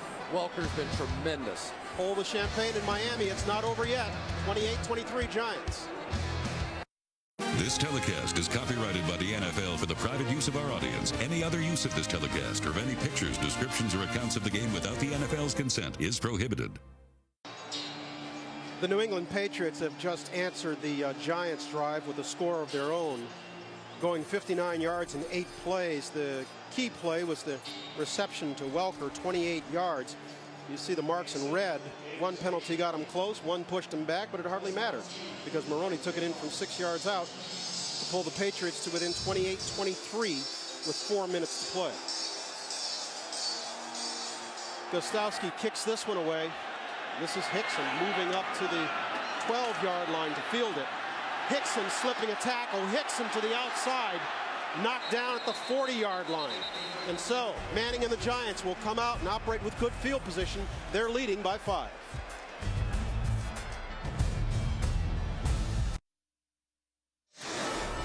Saturday Night Football on NFL Network is brought to you by Hummer, like nothing else.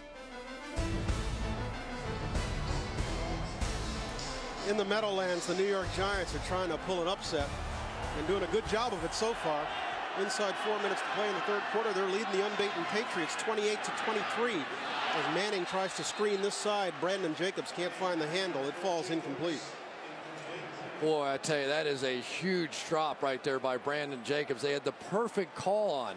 They caught the Patriots in a safety blitz. Rodney Harrison coming up through the gap. They have a screen pass called away. This is looking like a monster play here, and he drops the football. That's tough.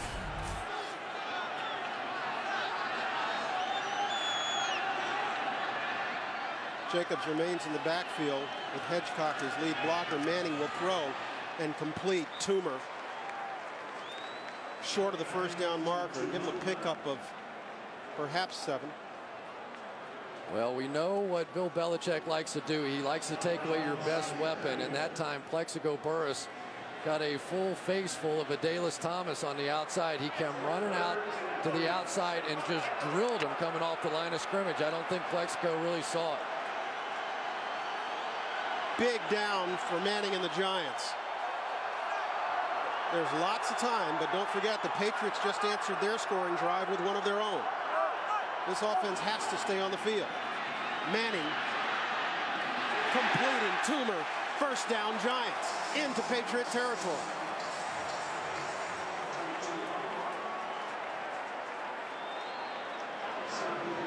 This offensive line of the Giants has played well all night. They have kept their man upright, and he's delivering. Little combination route here. Plexico Burress is going to be the clear guy, taking Asante Samuel in man coverage underneath and opening it up on the outside. You saw Junior Seau come on like a read blitz. If Brandon Jacobs goes out of the backfield, he's got to go with him, but he was able to get a little pressure inside even with the coverage. Pick up off 10 on what was 3rd and 3, and this time Jacobs is knocked to the ground by Harrison as he tries off the right side. NFL Network is your home for the NFL Draft. Get complete gavel-to-gavel coverage of every draft selection and draft analysis too. The 2008 NFL Draft live on NFL Network this April. There are over 240 satellite, telco, and cable companies carrying NFL Network, so log on to iwantnflnetwork.com to find out who carries it in your area. Give Jacobs a pickup of 2. Manning, this time dropped in the backfield. Adalys Thomas, the huge loss for the Giants. Yeah, and that's that play you and I have talked about before, Manning's bad habit, which is he peels backwards instead of stepping up when he's got pressure. But the problem was he had so much pressure inside, he just forced him to run back into Adalys Thomas. That time, Junior Seau not on any kind of a read blitz whatsoever, just bringing pressure. He didn't care what Jacobs did there. He knocked him off his feet, but Adalys Thomas, as Manning retreated, ran right into the sack. Our first sack of the game has left the Giants facing a 3rd and 22. Now back on their own 45. Manning barely gets this one off. Harrison pressures him, completes it to Jacobs, and Jacobs can be far short of the markers as he drags tacklers to the 46-yard line. Junior Seau, the first to get there. Well, I haven't seen the Patriots bring in as much pressure as they're bringing tonight on Eli Manning, and now this is going to be the challenge for Eli. This is if he has a bit of a flaw, in my opinion. Sometimes when guys are really coming hard after him, and this is a screen, obviously you throw away from that a little bit, but you got to stand in there. You got to take some shots and deliver the ball, and I guarantee you in this 4th quarter he's going to see a lot of that because it's starting to work for the Patriots. The Giants bring Fiegels on. High snap, no problem. Fiegels angling this one for the far corner. Let's see where they mark it. He keeps walking, brings it back to almost the 18-yard line. Let's take a look at those big games that are on tap tomorrow. We had a chance to do the NFC a little bit earlier, and we kind of dismissed the AFC, but it's pretty simple, really. If the Titans win, they're in. If they don't, the Browns are in. Yeah, and the Chargers and Steelers playing for the 3 and 4 seed, and the significance of that, if the Chargers can win, they hold the 3 seed, and they wouldn't see the Patriots until the championship game. Oh, they just get the Colts. So, but thank you. Yeah, but for the Colts tomorrow, we know they're not going to play their guys throughout the course of the game.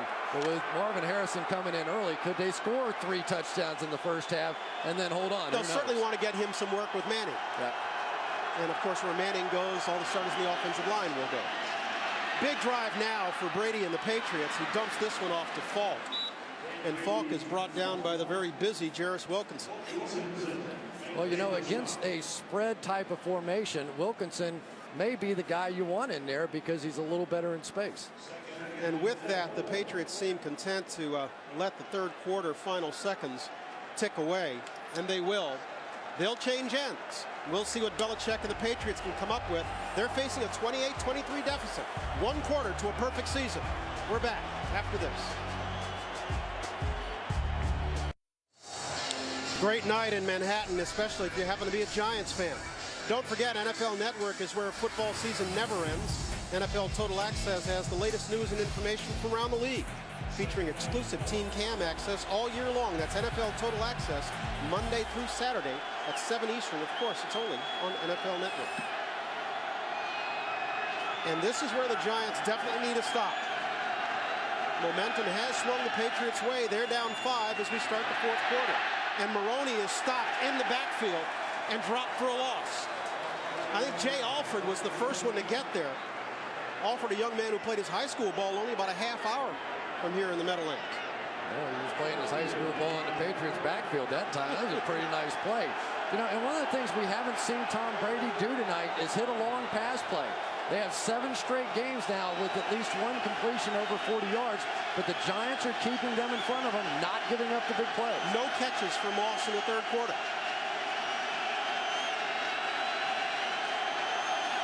They give him a gain of 1. Brady has Moss to the high side. He'll dump it off to Falk, and Falk will get the first down. That's Ross coming up to make the tackle. Boy, I tell you, they have so many weapons, and Kevin Falk is one of those guys that when you read the press clippings, he barely even gets mentioned because of all the other guys. That was a simple little dump off. That was a 3-yard pass with everybody off on the left-hand side with that trips formation, basically saying, listen, big guy, you have to go fight for this first down. And he has done time after time after time throughout his career. He picks up another one. Huge play in the ball game. Falk has been a warrior for this team for a long time. It's one of the reasons why he was voted an offensive captain, even though he is not the starter on this ball club. Brady has time. Throws short over the middle. Was going for Moss, but this one falls incomplete. Yeah, that time Aaron Ross, coming on the corner blitz, got a little more pressure. He got just close enough to where Tom Brady knew where he was. Kevin Falk tried to pick him up, but he really didn't stop him well enough to make that play. He's going to come off the edge. And there he is, just in the face, made Tom move just a little bit and probably threw off the timing of that one. This time Moss comes left, as does Welker. It's Welker in the slot. Brady this side to Watson. Watson takes it outside, seemed to have room if he took it up, but chose to go outside and is dragged out of bounds by James Butler. Yeah, really good play by James Butler. As I watched the play unfold, he was calling a signal as the ball was snapped, looking off to the left, didn't even see the snap of the ball, and all of a sudden was able to have the presence of mind to come up and make this tackle in the open field against a big and good athlete. So it leaves the Patriots with 3rd and 10. And if the Giants can get a stop here, that would be huge.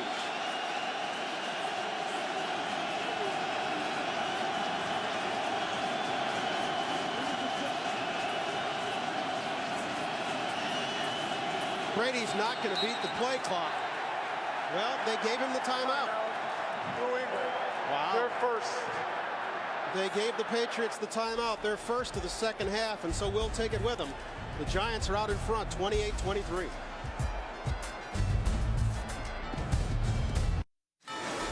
Saturday Night Football on NFL Network is brought to you by Expedia, now the official travel sponsor of the NFL. Go with confidence.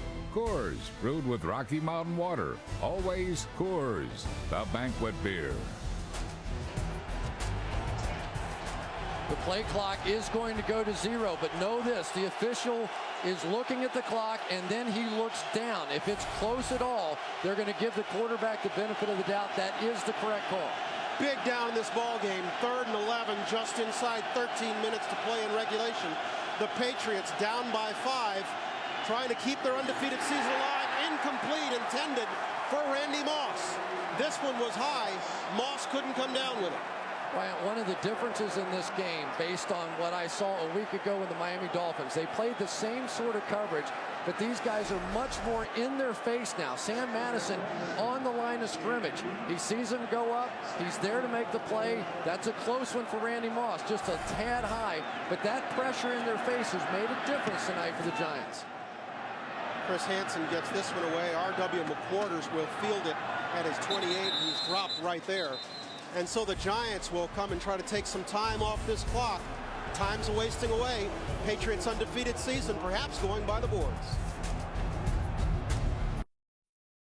The Inside Bowl on NFL Network. The electric Cowboys offense looks to heat up the desert when they square off with the Hoosiers.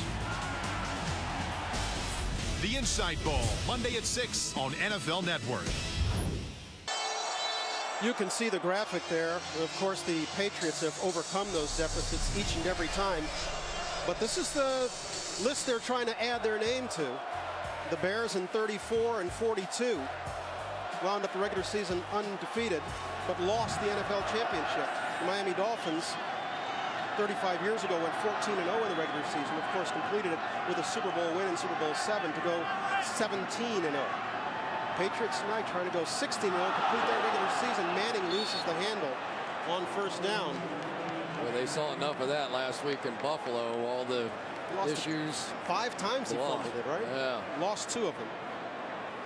And for Tom Coughlin, he and Bill Belichick coached on the same staff here in New York. And for Bill Belichick, what must be going through his mind? He loves this place. He loves what the Giants stand for, what they meant for him in his life. And here he comes back in trying to get an undefeated season, and the Giants are playing like this. Manning will throw far side, short. Plaxico Burress. Adalys Thomas may have gotten a hand on that one, may have ticked it. It'll leave the Giants with 3rd and 11. And once again now we're seeing more and more and more as this game goes along that pressure is becoming the solution here for the Patriots. Adalys Thomas, the free agent that came over for the Ravens, and thank goodness he did because of the injury to Roosevelt Colvin. He went from being an inside linebacker to an outside linebacker. And every single game when you watch him on tape, you're seeing him getting more and more comfortable out there. Huge down for the Giants offense. And they'll talk about it. Boy, this is an ugly series right here for the Giants. Manning will go to the sidelines with 12:19 to play in regulation. Giants clinging to a 5-point lead. Direct snap to Brady. Looking, pump fakes, fires left. Bottom of the far corner. Jabbar Gaffney right in the left corner of the end zone. Oh, baby. 4 weeks ago, that's how close the Patriots came to their first loss before turning back the Baltimore Ravens 27-24. And there are their 3 Pro Bowl linemen trying to figure out what's going on here. Big down for the Giants. 3rd and 11. They lead by 5.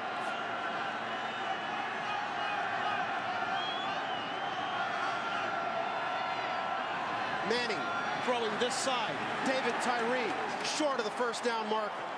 Tyree with his first catch of the night, and Jarvis Green brought an end to that. Patriots that time come with a zone blitz off the edge, and really not a bad play call for that situation. And Mike Vrabel was dropping out on the other end, and really just nothing there. Pretty conservative, pretty sloppy series right there for the Giants. You don't play the Patriots conservatively. You don't allow Tom Brady too many opportunities. You keep firing. You got to keep trying to score points. This score is not going to hold up. Manning lost the handle on first down. The second down pass was deflected by Adalys Thomas, and that third one left Tyree way short. Wes Welker fields this punt and is dropped at the 34-yard line. And so Tom Brady, what did you say, in Tom we trust? He comes back on the field having completed 26 of 34 tonight for 235 yards, but he has only tied the record for touchdown passes in a season with Peyton Manning. He did that early in the ball game. He still needs one to own the record all by himself. And you know how much he cares about that record right now? You got that right. You know, Belichick was telling us that this guy's remarkable. He really is. On Tuesday, he came into the meeting room, and Bill said, have you gotten a chance to watch any Giants tape so far? He said, yeah, all 15 games. He came to play tonight.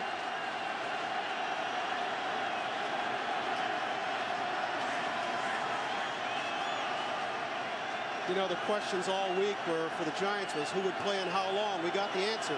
Everybody and all night. Brady will throw this one, aiming for Welker, incomplete. I thought the best thing that we found out yesterday was Brady said, give you an idea of how excited he and his teammates are, he brought a video camera along. First time ever on a road trip, he brought a video camera because he thought tonight perhaps had the potential to be something special, and he wanted to record it. Yeah, and he may be thinking, why did I do that? I've jinxed myself here, but he did. He said this is so special to all of us if we have a chance to do this. And let's face it, if they're going to do this, it's going to be number 12. He's got Moss matched up against Madison. He's got Moss down the field. Moss in and out of Moss's hands at the 15-yard line. Well, there's something you don't see every day. Jabril Wilson fell down in the coverage. Oh, my. And all Randy had to do was stop and wait. Now, this is not an easy catch, but this is certainly a Randy Moss catch. He runs right by Wilson. He does have to flip his head around, which is probably the toughest thing for a receiver to try and do, and pick up that ball. But big money guys make that play right there. That is a killer drop. Leaves the Patriots with 3rd and 10. Brady with time. Going back again to Moss. Touchdown, Patriots.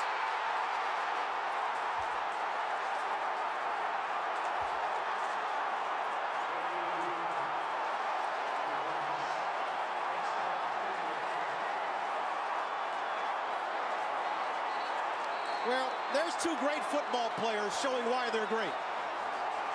Going right back to what just failed. And Brady and Moss hook up on a record catch. And I have no idea what James Butler was doing on that play. Absolutely none. Patriots will go for 2. I'm sorry, Chris. That is not some slouch receiver out there. Yes, he dropped the last one. But for some reason, James Butler in a 2-deep safety coverage let Randy Moss go right by him. That's incredible. That one a 65-yard strike. The Patriots will go for 2. Moss in motion, top of your screen. He signals Welker in the slot. Fakes to Welker, gives inside. Maroney gets it across. 31-28, Patriots.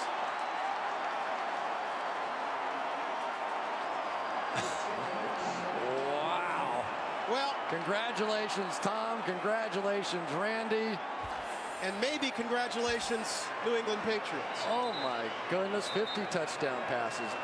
I just, you know, it's absolutely incredible what he's been able to do. You now have Peyton Manning. You now have Dan Marino. And Tom Brady stands alone. The significance of that number.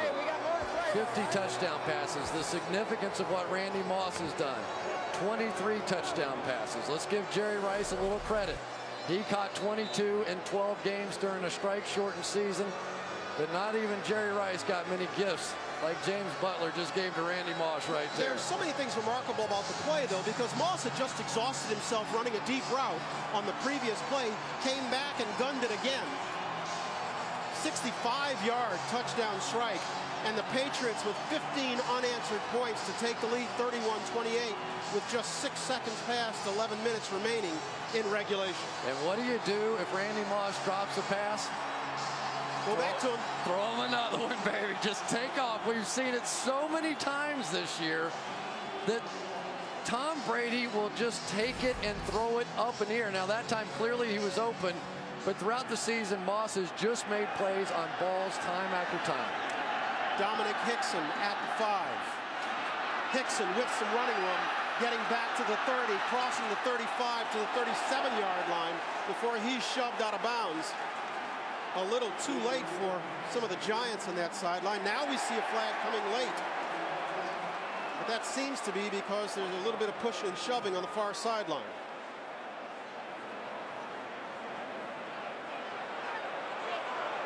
One of the Patriots tacklers got there aggressively And a little bit late, a little too late for the Giants' liking.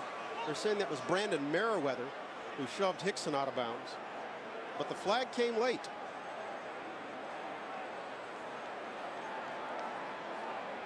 Mike Carey sorting it out. After the ball was dead, personal foul, kicking team number 81, hitting a player out of bounds after the ball was dead. 15-yard penalty, first down. Mike obviously meant number 31, Brandon Merriweather, not 81. 81 is Randy Moss. And if Moss was on the kickoff unit, you'd really have a scoop. But that's not where the flag is. I think they're calling it the other way now. It's against the Giants, and maybe it was number 81. Well, it can't be 81 there either. That's Toomer. Did Toomer do something as everybody milled around? Well, it's hard to tell because it did happen over on the Giants bench, and sometimes a guy will come over and do something late. There's Toomer. Okay, there's Toomer. Now watch when Merriweather goes down. Toomer's Keep your eye on walk into Toomer. the fray. A little trash talking going on. Keep your eye on Toomer. Keep your eye on Toomer. No, I don't. Hard to tell. It must be talking in any event. Against the Giants, pushes him back. They'll start deep in their own end. Jacobs works it to the 28-yard line before he's dropped. That one's a bit of a mystery. I'm not sure we saw that one.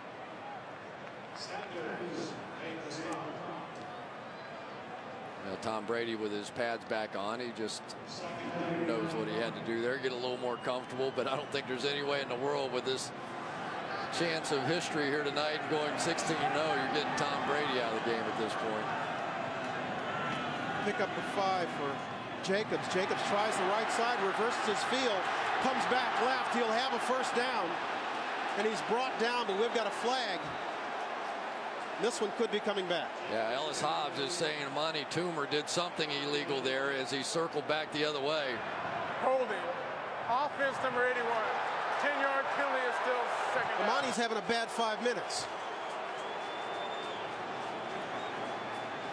Well, the Giants went from looking terrific to all of a sudden now struggling. See if we get a jersey pull out of that one. Yeah, I'd say that's a little bit of a grip.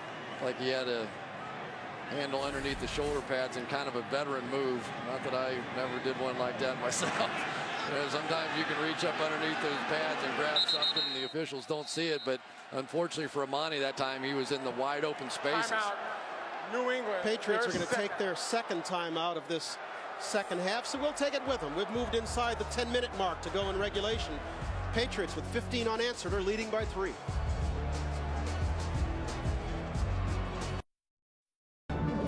NFL Network presents the greatest games in Super Bowl history. Namath, Bradshaw, Montana. See the original games again. NFL Super Bowl Classics throughout January, exclusively on NFL Network. I heard him saying Namath, Bradshaw, Montana, Collinsworth. Yeah. They're gonna include your catches in those 2 Super Bowls, yes? No, I did more to make Montana famous than I did. What'd you have, 9 catches in your 2 Super Bowls? I don't know. It didn't matter. We couldn't beat Joe Montana. He's too good. 2nd and 7 for Manning and the Giants. We've moved inside the 10-minute mark. He'll fake to Jacobs, and he'll throw far side over the head of Plaxico Burress. Picked off by Ellis Hobbs. Did he get him down? Yes, he did. Patriots ball game, first turnover of the night. And I think it was really Rodney Harrison who made that play. He got juked initially by Burress, but then he ran back underneath the throw, and as he did that, Eli had no choice to throw it up over the top, and Hobbs is the one that makes the play. Watch number 37 running underneath that throw, and as Eli tried to drop it in the bucket over the top, there was Hobbs to make the interception. Boy, is this game turned in a hurry. The New England Patriots fell behind 28-16. Since then, this ball game has been all theirs, particularly all Mr. Brady's. They've scored 15 straight. They've got the ball just on their side of midfield. as Brady throws far side and completes Dante Stallworth. First down, Patriots. How good is that? And suddenly everything going New England's way. How did Tom Brady ever see this when he's looking left all the way, and all of a sudden somehow under tremendous pressure he's able to step up and throw all the way across his body to the right side. Watch him looking left. He's under pressure. Oh yeah, I know where Stallworth is. Out there without even seeing if he's open or not. The guy's remarkable. He really is remarkable. Brady on the night, 28 of 38 for 317 and 2 scores. No sacks, no interceptions. Well, scratch that sack part. Reggie Torbor with the first sack of the night on Brady. Came through untouched. What happened? Well, now they're starting to take advantage, probably a little bit of the communication over on that side. It looked like Russ Hochstein just didn't see him coming in time. He makes a late reach to try and get Torbor, but there was enough of a gap. They keep trying to pressure these 2 gaps inside the A gap. A lot of times the Patriots in their protection will take 3 linemen one way, 2 the other, and it opens up a gap inside, and the Giants have been able to take advantage. And the Giants, that's their league-leading 53rd sack of the season. The Patriots are second in that department. They've gotten the Manning once tonight. Brady will throw this side. Welker retreats, fine running room, back to the 37-yard line. That was Aaron Ross, whose grasp he momentarily eluded. One of the things they're doing to help Ryan O'Callahan, the backup right tackle, is they're bringing Ben Watson down inside in sort of a crackback mode, using him to chip. And so even though Strahan probably would have had a big night tonight against O'Callahan, because of that added protection from Watson, it's given Brady just enough time to get it off. 3rd and long as a result of that sack. Brady completing this one. That's Falk. First down, Patriots. Antonio Pierce on the tackle. He's special. He really is. We talked about it. When you want to try and bring some pressure, you've got to be able to cover the backs out of the backfield. And really, pretty decent job in the coverage that time by Reggie Torbor. But this guy is just really something. Kevin Falk is, to me, a little bit like Troy Brown on this team. Never gets any credit. Nobody ever talks about him. Nobody's afraid of him. And yet 2 of the big downs in this game so far here in the second half, it has been Kevin Falk with a catch and a run. Falk 8 catches for 64 yards. That pickup good for 13 on 3rd and 11. This is Maroney. Maroney cutting back inside and crossing the 20. Reggie Torbor with the stop. This Patriots team is oh so tough when they get a lead. Close, don't they? Sure do, boy. 83-1 in the regular season when they get the lead. And now you're starting to see this Patriots offense. They don't have to throw the football now. Now they can get those offensive linemen off on the right-hand side and get them moving forward, not backwards in pass protection. And believe me, offensive linemen are happier doing that. Patriots trying to make this a 2-score ball game. Maroney is the lone back. Brady will give to Maroney, and he's dropped in the backfield. Michael Strahan. Strahan has been getting doubled and tripled all night long, and then all of a sudden he said, to heck with that. He just took Ben Watson and just crammed him back into the backfield, trying to cutoff block, and he took 2 guys right into Lawrence Maroney. They have done so much tonight to try and take away Michael Strahan, and it has worked for the most part, but that time he simply took over. It'll be 3rd and 9, and Madison has gone to the bench with what we are being told is an abdominal strain. And so the Giants, already shorthanded in the secondary, have to go a little deeper to their bench. Brady will throw, completes to Welker. First down, Patriots inside the 10. Wow. If you're not getting there with the protection, and let's give Ryan O'Callahan a little credit on that one. He had Strahan by himself that time and got the job done. And we go back to the touchdown to Randy Moss, and we believe Sam Madison pulled up lame on the play before, that abdominal strain, whatever may have happened. But I guarantee you somebody on the Patriots sideline or in the press box saw what happened on that one, and they go right back to Moss, and that's how they scored the touchdown. Welker enjoying a big night with 11 catches, 123 yards. He leads the NFL in catches, and he now owns the franchise season record. This is Moss working his way inside the 5. Giants come with a complete sellout blitz that time, and if you're going to do that, they're just going to go to that little smoke screen on the outside. Say good luck, young man. Corey Webster trying to tackle that guy. At least he got him on the ground. We're moving down inside 5 minutes, and this would be a huge stop for the Giants if they could hold the Patriots to a field goal and keep this a one-score ball game. Well, this Patriots offense is just relentless, aren't they? You think you've got them under control?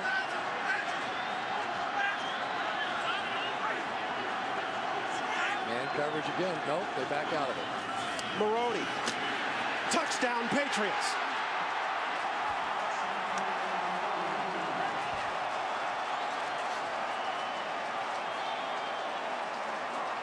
You know, Lawrence Maroney scored that touchdown, but I got to tell you, Randy Moss is the guy that set it up. They come out of it. They look like they're going to bring pressure. They come out because they feel like they have to double team Randy Moss on the outside. There's no support from the safeties. Watch him drop out. There's Jabril Wilson dropping back. When he's not there to help against the run, it's easy. That's the power of having that type of receiver on your football team. Terrell Owens the same way in Dallas. Make that 22 unanswered for the Patriots. And they've moved out in front by 2 scores now, 38-28, with 4:36 to play. Well, it is starting to look like it's a perfect season now. For a time there, when they were down 28-16, it looked like the Patriots were going to have all kinds of problems with this Giant team that has shown an awful lot of game tonight.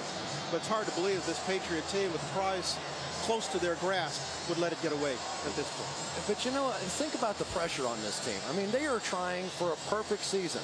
They go in, the Giants are doing everything right. Their pressure is getting there. They're playing well offensively. They're playing well defensively. And Tom Brady just refuses to fold. And they give up the big play on the long pass, and all of a sudden the game just completely turns around. But nobody has come up with an answer so far for Tom Brady in the shotgun, spreading everybody out and making these plays. Which is not to say there isn't an answer. We saw the Eagles come up with it for a time. We saw the Ravens come up with it for a time. Certainly the Colts did for a time. The idea is they can't do it for 60 minutes. And the key word is for a time. For a time. You know, and that's really what's been going on with this football team. Sometimes they win it with their offense. Sometimes they win it with their defense, their special teams, whatever the case may be. But this is a professional football team. They are methodical in the way that they beat people. This is Hickson, who has over 200 yards in returns tonight, adding to his total as he crosses the 30 to the 33-yard line, and the Giants will come back out. We got a little extracurriculars yet again on the field. Here's another look at the touchdown. Maroney running through the area that was vacated by Wilson. And there's Ellis Hobbs. He's the one who set it up with the interception, the lone turnover of the night. And what is it we read about the Patriots? When they have a turnover advantage, they have won 47 straight. Tonight would be the 48th. Well, they win a lot, so those numbers are always going to look pretty good. You know, look, I mean, we're surprised there's only one turnover. Both of these teams won last week despite turning the ball over 4 times. But this one's been pretty well played. And so huge job now for Manning and the Giants offense. They get it started with Jacobs off the left side. And here comes another flag. I'm telling you, it's guess who? Who do you think's out there stirring the pot? Rodney, at the end of almost every play, is going to give somebody a little something. And then you retaliate. The play was dead. Personal foul. Defense number 37. Grab an opponent by a face mask and drag him down. 15-yard penalty, automatic first down. And you can tell Bill was very pleased with that. He says, let me have Rodney over here to talk to me for a little while. Yeah, he's going to James Sanders is checking in. Ball game and here comes Rodney. And you think he might get a little extra. I mean, here you have game in hand. And I'm all for, you know, a little, you know, tough guy and all that. And Bill's saying, are you kidding me? How long have you been on a football team? Do you know we're playing for an undefeated perfect season? Go sit down. I've seen enough of your garbage tonight. You know, but that's his game. That's his game. So the penalty moves the Giants into Patriots territory, and Manning will throw on first down and complete to Steve Smith. The rookie out of USC gets it inside the 40-yard line. The Giants now move to a hurry up as we move to the 4-minute mark. You know, touchdown, field goal, either one here keeps you alive in this ball game. And Eli, as he gets into these 2-minute offenses, plays better. This is where he's at his best. He'll give to Jacobs. They'll try to keep the Patriots honest, but not very. Junior Seau has seen that once or twice. Junior Seau, you're saying, you kidding me? I mean, come on. I've seen that one a few thousand times. They're coming over. And when you watch these two guys on film, Seau and Bruschi, they never run themselves out of position. You know, they're never one of those guys that they're salivating and you see them quick run and they get the cutback. They play their position. They play their gaps, and they never give up the cheap one. If you're going to get one on this defense, you have to earn it. And the clock just ticking away, and the fans don't like this. Awful lot of time elapsed. Down to 3:15 as Manning throws and completes to Smith on the far side. First down, Giants. Ellis Hobbs making the stop. Well, one of the things the Patriots will do is they will give you somebody, as long as you're willing to throw it to the outside. That time they came on a blitz, straight man coverage, good throw by Eli, good read by Steve Smith. Giants have moved it to the 27-yard line. New set of downs for Manning in the offense. And again, an awful lot of time running off the clock. Manning steps up, throwing short for Amani Toomer. He couldn't quite step into that one. That'll stop the clock with 2:36 to play. I couldn't tell if Vrabel got his arm or not as he threw it. Maybe he went by and sort of knocked it out of his hand. It looked like maybe he got it jostled and he like shot putted this thing out of there. Vrabel's going to come around the corner as he resets here. He just doesn't get anything on this throw at all. And that was a touchdown looking play right there. Give Vrabel at least a little credit on that one. But for Eli, he had a great opportunity. Mike Vrabel expressing some amazement that after 12 years in this league, he finally got his Pro Bowl selection. Very well deserved, too. Yep, good for him. He's played well.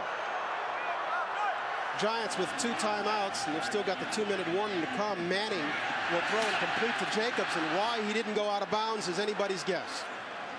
Well, he comes up short of the marker. Yeah, pretty nice job there by the Patriots taking away the outside, and you know what Jacobs saw. He saw the first down marker and trying to pick that up. Now they'll come back right to him again, I'm sure. Well, Manning will try to keep it himself and would seem to have enough for the first down. And it would appear that will get us to the 2-minute warning. It will. The Giants are in need of 2 scores. They're trailing at 38-28 in the Meadowlands. The Patriots are 2 minutes away from a perfect regular season. We're back to see it unfold after this.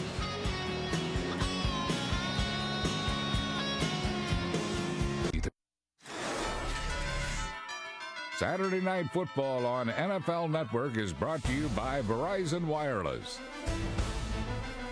The U.S. Army, there's strong and then there's Army strong. Find out more at GoArmy.com. Good look at the canyons of Manhattan across the Hudson. That man has turned in a splendid performance this evening. 32 of 42 for 356 yards and 2 touchdowns. But the best thing is he saved his best for when they needed it most. And that's why the Patriots are leading by 10 with 2 minutes to play. Giants need 2 scores. They have 2 timeouts. Manning completes to Smith. Smith to the 4-yard line. Rodney Harrison, who's back in the ball game, tripped him up. Otherwise, Smith gets to the end zone. Well, that's what you get. You get the double on Burris. You get them trying to take away other guys, giving you Steve Smith, and Steve Smith has delivered here on this final drive. But the Giants got to go. You know, now they're kicking the football around, and boy, the clock is just ticking, and the officials are not going to stop it. The Giants are the ones that kicked it.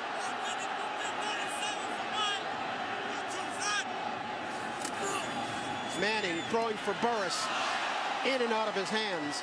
Ellis Hobbs on the coverage, threw it to his back shoulder. You know, you got a guy as big as Plexico Burris on the outside, and I understand the theory here. He's trying to get it into the back shoulder, but clearly he had position. If this ball is just a high arcer, Burris is going to make that play. So it'll be 2nd and goal from the 4. 1:16 to play. Remember, the Giants still have 2 timeouts. And now the Patriots are going to call timeout to talk about it. Timeout. New England, their third and final 30-second timeout. You heard Mike Carey. That's their third and final of the half. Belichick clearly saw something he didn't want to face. Yeah, well, we know the rules by now. The coaches are allowed to call timeouts on the sideline for better or for worse, as we've seen throughout Probably the course for of worse the season. this season. Yeah, I've been a few of those, but you know, for Bill Belichick, this is a dream come true. I mean, this is a guy that grew up with his father. He idolized Don Shula. He was at the Annapolis at the Naval Academy, where his father, Steve, was a coach for so many years. As a boy, he sat by his father and watched game tape after game tape after game tape.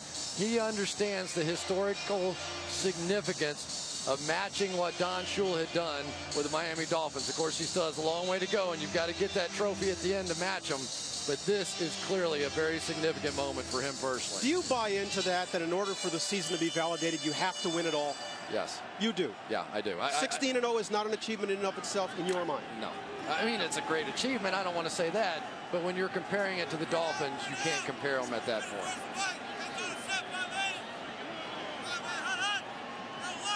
Patriots have had a chance to talk about it. Second and goal from the 4. Manning completing. Tyree with his second catch of the night. But this one loses yardage. And the clock keeps ticking. Now the Giants stop it with 1:07 to play. Ellis Hobbs was there again. Man, Tyree's got to break that tackle. He has help coming on the outside. David Deal's coming out to get the block, and it looked like he just sort of stumbled. But even at the tail end of that, I'm not sure he ever had a knee down. Yeah, he did. Let me go back to this about the season not being a great season. Are you going to tell me that only one NFL team every year has a good season, has a great season, has a successful season? No, but if you want to put it in the category of the greatest team ever, which is I think what the discussion is, if they go 16-0 and lose in one of the playoff games, to me, that's not even close to what the Dolphins did. I mean, I know Dick Bonacani. I worked with him forever over at HBO, and he said it's incredible how the pressure continues to build, how every game, because then you look like you choked it away or something. You went 16-0. How could you not win a Super Bowl? So that pressure is going to continue to build in this team. But boy, with Tom Brady and company, they sure respond. Well, this has looked ugly for the last 30 seconds for the Giants. They're now at 3rd and goal. And Manning has Jacobs in the backfield with him. In this one, people are jumping all over the place.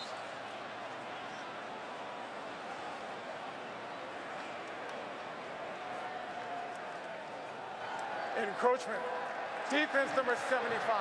After this is the goal, still 3rd down. Boy, what a great Belichick play. signaling somebody. He wants to talk about this with Harrison. Yeah, he said, send me Rodney over here. They're going to do more coverage here. They're playing pass in this one.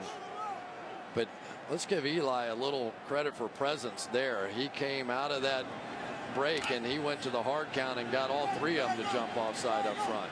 Kevin Boss is checking in the ballgame, had a quiet second half. He's lined up tight left. Toomer is wide left. And it's Plaxico in the slot to the right. Manning for Burris. Touchdown Giants. What a catch. Well, they tried to bring the pressure there. They brought the blitz and left Eugene Wilson a safety. And he fell down. All alone on one of the great receivers in the game. And that was no contest. Everybody coming on the blitz. Eli standing strong in there. And Plexico just, yeah, no problem. Just, wow. Pretty casual, comfortable catch at this moment in the ball game. Well, if they're going to get to 16-0, it's not going to come easy. Oh, boy. With that, the Giants pull to within 3. We have just 4 ticks the clock beyond a minute to play in this one. And the Giants have brought it to a 38-35 ball game, and now we all know what's coming. Yeah, you just about have to have an onside kick here, and for Manning to Burris, they set their own personal record here. But now this undefeated season on the line with an onside kick. The Giants down to just 1 timeout now. So really not a whole lot of choice in the matter. You have to recover this onside kick if you're going to have one more shot. Patriots special team coach Brad Seeley has gathered up his guys and basically told them, hey, undefeated season, get it done here. And don't forget, now the rules are in the NFL that you have to have 4 guys away from the onside kick side. They didn't like all those guys coming down, but what you'll see is the initial wave of guys going down and essentially trying to wipe out the front line, and then a second wave of hands kind of guys coming in and trying to recover the ball. The Patriots on this side have Vrabel, Kelly Washington, Adalis Thomas, Larry Izzo.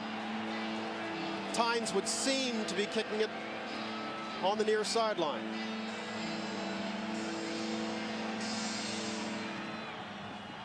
Vrabel. That should do it. Tynes tried to get a bounce and have this one bounce towards the Giants. Instead, it went right to Vrabel, and he went immediately to the turf, and that would seem to get it done. The Giants have just 1 timeout to stop the clock. Watch all these guys attacking. Instead of sitting back, they went and attacked the Giants and allowed Vrabel to come back in behind and make the play. The Patriots always the aggressor. Tremendous call there on special teams. And now you get to watch the clock tick just a little bit and dream of what is about to be. Patriots to the victory formation. And this one goes to the 101 mark as the Giants use their last timeout. Don't forget, coming up next on NFL Network, it's the Home Depot postgame show. We're going to have highlights, analysis, and post-game reaction from both teams. You know, to a man, when we talked to the Patriots, they said Bill Belichick told us at the beginning of the season that he would absolutely hold us to a higher standard, that he was on a crusade for good football. He knew with all the guys that he brought in here, there was no way that this team should have a bad season. And my goodness, look at what they've done with Randy Moss in and Wes Welker and all these guys. He has orchestrated a team that has gone undefeated, 16-0, to match the greatest of the great teams the NFL has ever had to offer, the Miami Dolphins. And the final hurdle may have been their toughest. Their 35 points allowed tonight. They're high for the year. The Giants brought a lot of game into this one. They played their guys, and they played it to win, and they just came up a little short, 38-35. And for Bob Kraft, here's a guy that came into this organization in the 34 seasons before he got there. They made the playoffs 5 times. In the 14 seasons since he's been there, 10 playoff appearances, 4 Super Bowl appearances, 3 Super Bowl rings. Congratulations to the New England Patriots. They did it.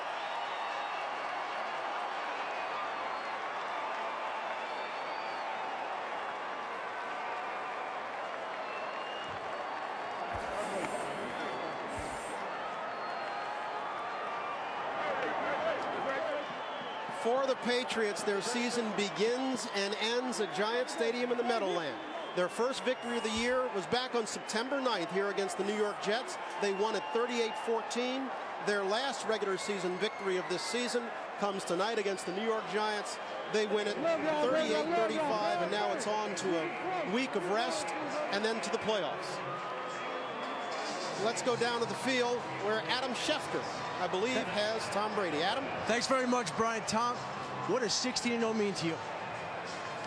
Well, I think it's a lot of hard work, and proud of this team, the way we responded. We were losing there in the second half and came out and played some of our better football, so it's a great win for us. What happened on the record-breaking touchdown pass? The previous play, Randy dropped that pass. You went back to him. Describe what happened. He didn't drop. I threw a bad ball to him, so I tried to redeem myself, and I threw it about as far as I could and tracked it down. It was, I guess, a good one to go ahead on, and you know, with the meaning of that, a touchdown for Randy and for myself, for our team, something special. For all the records that the Patriots and you set tonight, what is the one thing you remember about this evening? 16-0. I mean, we're down, what, 10 or 11 in the third quarter. The crowd is into it, and we found a way to win. So it's what it's going to be like down the stretch. I just hope we can continue to play this type of football.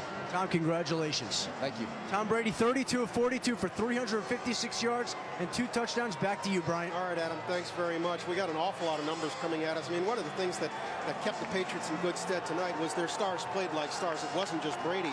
You see Moss's numbers, 6 catches for 100 yards and 2 scores. And how about Welker, 11 catches, 122 yards on the night. You know, this is a football team, and I think back to the first Super Bowl that Tom Brady had. And I remember the pregame introductions were in Super Bowl history. They had always sort of introduced one side of the ball one at a time. And for that Super Bowl, they introduced themselves as a team. They were huge, huge underdogs going into that game, like 16, 17 points. And yet they fought, they scrapped, and this young guy, Tom Brady, at the end of that game, when everybody thought that he was just going to take a knee and play for overtime, comes out and drives them down the field for the game-winning touchdown, and he has been doing it ever since. You cannot give Tom Brady enough credit for what happened out here tonight. He was sensational. He said we were down, what, 10 or 11? Exactly, he was down 12.